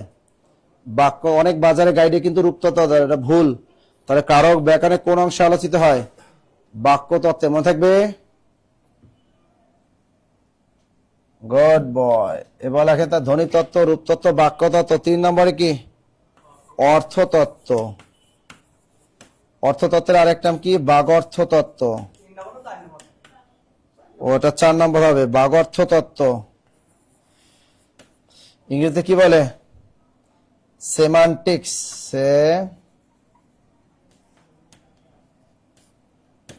সেমান্টিক্স। অর্থতত্ত্বের আরেক নাম কি? বাগর্থতত্ত্ব। অর্থতত্ত্বের আরেক নাম কি? বাগর্থতত্ত্ব। ইংরেজিতে কি বলে? সেমান্টিক্স। তা সেমান্টিক্স এটা টেকনিক কিভাবে লিখবা? লেখো প্রতি বিপরীত বাগর্থ। টেকনিকটা কি লিখবা? টেকনিক লিখতে হবে প্রতি বিপরীত বাগর্থ। লেখেন প্রতি বিপরীত বাগর্থ, প্রতি বিপরীত বাগর্থ। টেকনিকটা কি লিখবেন? প্রতি বিপরীত বাগর্থ। এগুলো ক্যারিয়ার প্লাস বই কিন্তু সব দেওয়া আছে। প্রতি বিপরীত বাগর্থ। প্রতি দিয়ে কি মনে রাখবেন? প্রতিশব্দ। বিপরীত দিয়ে কি মনে রাখবেন? বিপরীত শব্দ। বাগ দিয়ে কি মনে রাখবেন? বাগধারা। তাহলে প্রতিশব্দ, বিপরীত শব্দ, বাগধারা ব্যাকরণে কোন অংশে আলোচিত হয়? অর্থতত্ত্বে। দ্রুত লিখে ফেলো। সুমন লেখছে স্যার আমাদের এইদিকে শীত পড়ে গেছে, তাহলে বিয়েটা করিয়ে ফেলা হয় এই সুযোগে, তাই না? যেহেতু শীত একটা পড়ে গেছে। তাহলে অর্থতত্ত্বের আরেক নাম বাগর্থতত্ত্ব, ইংরেজিতে বলে সেমান্টিক্স। তার টেকনিকটা কি? প্রতি বিপরীত বাগর্থ, প্রতি বিপরীত বাগর্থ। তাহলে প্রতি দিয়ে মনে রাখবা প্রতিশব্দ, বিপরীত দিয়ে বিপরীত শব্দ, আর বাগ দিয়ে মনে রাখবা বাগধারা। তা পরীক্ষা যদি আসে বাগধারা ব্যাকরণে কোন অংশে আলোচিত হয়? অর্থতত্ত্বে। বিপরীত শব্দ ব্যাকরণে কোন অংশে আলোচিত হয়? অর্থতত্ত্বে। প্রতিশব্দ ব্যাকরণে কোন অংশে আলোচিত হয়? অর্থতত্ত্বে। ক্লিয়ার সবাই? ওকে। তা এবার আবার প্রথম থেকে বুঝাই। ধ্বনিতত্ত্ব। তা ধ্বনি বাংলা ব্যাকরণ আলোচনা বিষয় 4টা: ধ্বনিতত্ত্ব, রূপতত্ত্ব, বাক্যতত্ত্ব, আর একটা কি? অর্থতত্ত্ব। ধ্বনিতত্ত্বে কি মনে রাখবা? ধ্বনি নশা, বাকযন্ত্র এবং বর্ণের সাথে সন্ধি করে, এগুলো আলোচিত হয় ধ্বনিতত্ত্ব। রূপতত্ত্ব মনে রাখার দরকার নেই। বাক্যতত্ত্ব বা পদক্রম, এটা আলোচিত হয় জবার একটাই প্রবাদ বা উক্তি, সে কারক বুঝে না। তাই এই যতে জ্যোতি চিহ্ন বা বিরাম চিহ্ন, বাতে বাচ্য, একে এক কথায় প্রকাশ, প্রবাদে প্রবাদ প্রবচন, উক্তিতে উক্তি, আর কারকে কারক, এগুলো আলোচিত হয় কোথায়? বাক্যতত্ত্ব বা পদক্রমে। আর অর্থতত্ত্বর আরেক নাম বাগর্থতত্ত্ব, যেটাকে ইংরেজি বলে সেমান্টিক্স। এখানে 3টা বিষয় আলোচিত হয়: প্রতি বিপরীত বাগর্থ, তার মানে প্রতিশব্দ, বিপরীত শব্দ, বাগধারা। এই 3টা আলোচিত হয় কোথায়? অর্থতত্ত্বে। এছাড়া ব্যাকরণের যত টপিক আছে সব কোথায় আলোচিত হবে? রূপতত্ত্ব বা শব্দতত্ত্বে। এছাড়া ব্যাকরণে যত টপিক আছে সব আলোচিত হবে রূপতত্ত্ব বা শব্দতত্ত্বে। যদি তোমাকে বলে সমাস কোথায় আলোচিত হয়? রূপতত্ত্বে। যদি বলে ক্রিয়ার কাল কোথায়? রূপতত্ত্বে। উপসর্গ ব্যাকরণে কোন অংশে আলোচিত হয়? ধাতু প্রত্যয় ব্যাকরণে কোন অংশে আলোচিত হয়? রূপতত্ত্ব। এই ক্লিয়ার সবাই? অনলাইনে যারা আছেন ক্লিয়ার কিনা, এতটুকু বুঝতে পেরেছেন কিনা? আমাদের 9টায় আর একটা ক্লাস আছে, আমাদের 9টায় আর একটা ক্লাস আছে। কি আছে? আমাদের 9টায় আর একটা ক্লাস আছে। তা পিডিএফটা আমাদের দেয়া থাকবে, পিডিএফটা আপনারা সবাই পেয়েছেন, টেনশন নেওয়ার কারণ নাই। এই দেখো তো আজকে বই পাইছে কে? হ্যাঁ, সর্বোচ্চ শেয়ারকারী কে দেখো তো। ঠিক আছে, দ্রুত লেখা, দ্রুত। শোনেন, বেসিক ক্লাসগুলো যদি এভাবে যদি বেসিক ক্লাসগুলো শেখেন তাহলে দেখবেন আপনার আর কোনো টেনশন নাই। টেনশন আছে? বেসিক ক্লাসগুলো যদি ভালো মতো পড়েন, এবার যে পিডিএফটা দিলাম ক্যারিয়ার প্লাস বাংলা বইগুলো থেকে ভালো পড়বেন। হ্যাঁ, আজকে উঠাইতে পারে নাই। এই যে দেখেন, এই বইটা থেকে যত আছে টপিক, এই নতুন এডিশনের বইটা কিনবেন। এটা একদম নতুন বই, ঠিক আছে? বাজারে যত গাইড আছে সবচেয়ে নতুন এটা। তো এই বইটা সবাই এটা পড়বেন। এই বইটা থেকে কিন্তু পিডিএফ আপনাদেরকে আমরা দিয়ে দিলাম, মনে থাকবে তো? ওই যে দিবেন, মনে থাকবে তো? এই যে দেখেন, তা আপনাদের যাদেরকে আমি বলি যে দেখেন বিসি না, একটু দেখেন এখানে যে আমরা যদি বলি যে এই বইটা থেকেই কিন্তু আমি পড়াইলাম, তাই তো? বইটা থেকেই পড়াইলাম। শেষ না ক্লাস? পরীক্ষা আছে? ও আচ্ছা, আমি অল্প একটু আছে। কই আমার দেওয়া যায় না কেন? আচ্ছা, দেখা যাচ্ছে। যাক, যারা আমরা অনলাইনে আছি পুরো ক্লাসটা করলাম, যারা ভালোভাবে আমরা এনজয় করার চেষ্টা করেছি পুরো ক্লাসটাকে। তবে একটা জিনিস মাথায় রাখবো, এখন কিন্তু আমরা পুরো বাংলাদেশকে অবজারভেশন করে যদি বলি, আমাদের 5% স্টুডেন্টও পড়াশোনার মধ্যে নাই, 95% স্টুডেন্ট আউট অফ স্টাডি। তার মানে হালকা যে কয়জন স্টুডেন্ট আপনারা পড়াশোনা করতেছেন প্রত্যেকেই চাকরি পাবেন। শুধু খালি ধরে রাখতে হবে কন্টিনিউয়াসলি পড়াশোনার মেথড এবং পড়াশোনার সিস্টেম। দেখা গেল যে আপনি একদিন পড়লেন, 2 দিন পড়লেন না, 2 দিন পড়লেন, তৃতীয় দিন অসুস্থ হয়ে গেলেন, বা একদিন পড়লেন 5 ঘন্টা, পরের দিন পড়লেন 1 ঘন্টা, এই ধরনের পড়াশোনা করে কোনদিন কেউ সফল হতে পারে না। সফল হওয়ার জন্য আপনাকে একঘেয়েমি পরিশ্রম করতে হবে। একঘেয়েমি পরিশ্রম বলতে কি রকম, যে আমি আজকে যদি 8 ঘন্টা পড়ি, আমাকে কালকেও 8 ঘন্টা পড়তে হবে, এবং দৈনন্দিন একটা রুটিন থাকতে হবে। প্রতিটা সময়ের জন্য আলাদা আলাদা কাজকে ভাগ করে দিব আমরা। ধরলাম আমি সকালে ভোরে উঠলাম 9টার দিকে, কথার কথা, বা 5টার দিকে উঠলাম, 5টা থেকে 7টা কি করব, 7টা থেকে 9টা কি করব, 9টা থেকে 11টা কি করব। যারা লাইব্রেরি ইউজ করে, লাইব্রেরির প্রতিটা সময়কে আলাদা আলাদা সাবজেক্টের জন্য ভাগ করে দিব। এতে করে যেটা হয়, একটা মানুষ একদম গুছালো ফরম্যাটে চলে আসতে পারে, এবং ওই সময়ে যখন সে বাহ্যিক কোনো কাজ করে তখন তার ব্রেন তাকে নিজে আঘাত করে বলে, কি রে ভাই, তোমার তো এই সময় এই কাজ করার কথা, এই সময় এই সাবজেক্ট পড়ার কথা, তুমি অন্য কাজ করতেছো কেন? এই জন্য আমাদেরকে এখন, যেহেতু আমাদের হাতে সময় কম, এই কম সময়ে আমাদেরকে একটা গুছালো প্রস্তুতি নিতে হবে। আর এই গুছালো প্রস্তুতি আমাদেরকে কি করবে, সফল করতে সাহায্য করবে। আর যেহেতু খুব কম সংখ্যক স্টুডেন্ট পড়াশোনার মধ্যে আছে, আমি এটা কেন বললাম, কারণ আমি যদি আগের বছরের কথা বলি আর এই বছরের সাথে তুলনা করি, আমি তো পুরো বাংলাদেশে কম বেশি সব জায়গায় সেমিনার নিয়ে থাকি, বা শাখাগুলোকে অবজারভেশন করতেছি, বা অন্য প্রতিষ্ঠানেরও খোঁজ খবর আমার কাছে আছে। আগে স্টুডেন্টের যে পড়াশোনার একটা ধার ছিল, একটা গতি ছিল, ওই গতিটা কিন্তু এখন আর নাই। আপনি আজ থেকে 1 বছর আগে যে পরিমাণ স্টুডেন্ট পড়াশোনার টেবিলে ছিল, তার কি বলবো, 10% স্টুডেন্ট এখন পড়াশোনার টেবিলে নাই, আউট অফ স্টাডির বাইরে সবাই চলে গেছে। এখন ছাত্রদের রাজনীতির ভেতরে ঢুকে গেছে 50%। কেউ ছাত্র দলের রাজনীতি, কেউ ছাত্র শিবিরের রাজনীতি, কেউ এনসিপির রাজনীতি, পেট নীতি, উমুক নীতি, টুমুক নীতি করতেছে। তার মানে এটা আমাদের জন্য একটা ভালো দিক, যে আমরা যে কয়জন পরিশ্রম করতেছি আমরা সফল হব। তো যারা অনলাইনে আছি, পরীক্ষার প্রশ্ন দিয়ে দেয়। যারা অনলাইনে আছে, আমাদের নিবন্ধনের নতুন ব্যাচে আমাদের হচ্ছে অফার চলতেছে। আপনারা যারা নিবন্ধনের নতুন ব্যাচে ভর্তি হওয়ার সুযোগ চাচ্ছেন, অথবা নিবন্ধনের ফাউন্ডেশন ব্যাচে যারা ভর্তি হওয়ার সুযোগ চাচ্ছেন, এই ফাউন্ডেশন ব্যাচে যুক্ত হওয়ার সুযোগ পাবেন যারা নতুন স্টুডেন্ট আছেন আজকের এই সেশনে। আপনারা যদি কারো ফাইন্যান্সিয়াল প্রবলেম থাকে অনলাইনের ক্ষেত্রে, সেক্ষেত্রে আমরা একটা সুযোগ দিচ্ছি। ধরেন আপনি কি করবেন, 600 টাকা এন্ট্রি ফি দিবেন, আপনি বাকি টাকাটা পরে পে করতে পারবেন। মোট কোর্স ফি ধরেন, আমাদের মোট কোর্স ফি হচ্ছে 2300 টাকা। এই 2300 টাকার কোর্সটা আপনি 600 টাকা এন্ট্রি করে আপনি ক্লাস আর পরীক্ষা দেওয়াটা শুরু করতে পারবেন যারা অনলাইনে ক্লাস কোর্স করতে চাচ্ছেন। তো এই 600 টাকার অফারটা যদি কেউ লুফে নিতে চান, আপনারা আজকে রাত 11টা পর্যন্ত এই অফারটা থাকবে। আপনারা জাস্ট আমাদের এই নাম্বারগুলোতে যোগাযোগ করবেন, 01901519503040506 এই নাম্বারগুলোতে কল করবেন। যদি 01 ব্যস্ত দেখেন, 02 তে কল করবেন, 02 ব্যস্ত দেখলে 03040506, এগুলো সবই আমাদের হটলাইন নাম্বার। যেহেতু অফলাইন স্টুডেন্টদের পরীক্ষা আছে, আমি আর ডিলে করতেছি না। যারা ভর্তি কনফার্ম করতে চাচ্ছেন, জাস্ট এই নাম্বারগুলোতে আপনারা কল করলেই হয়ে যাবে। ওকে, ঠিক আছে, সবাই ভালো থাকবো, সুস্থ থাকবো। সবার সুস্থতা কামনা করে আজকে সেশন এখানেই শেষ করতেছি। আল্লাহ হাফেজ।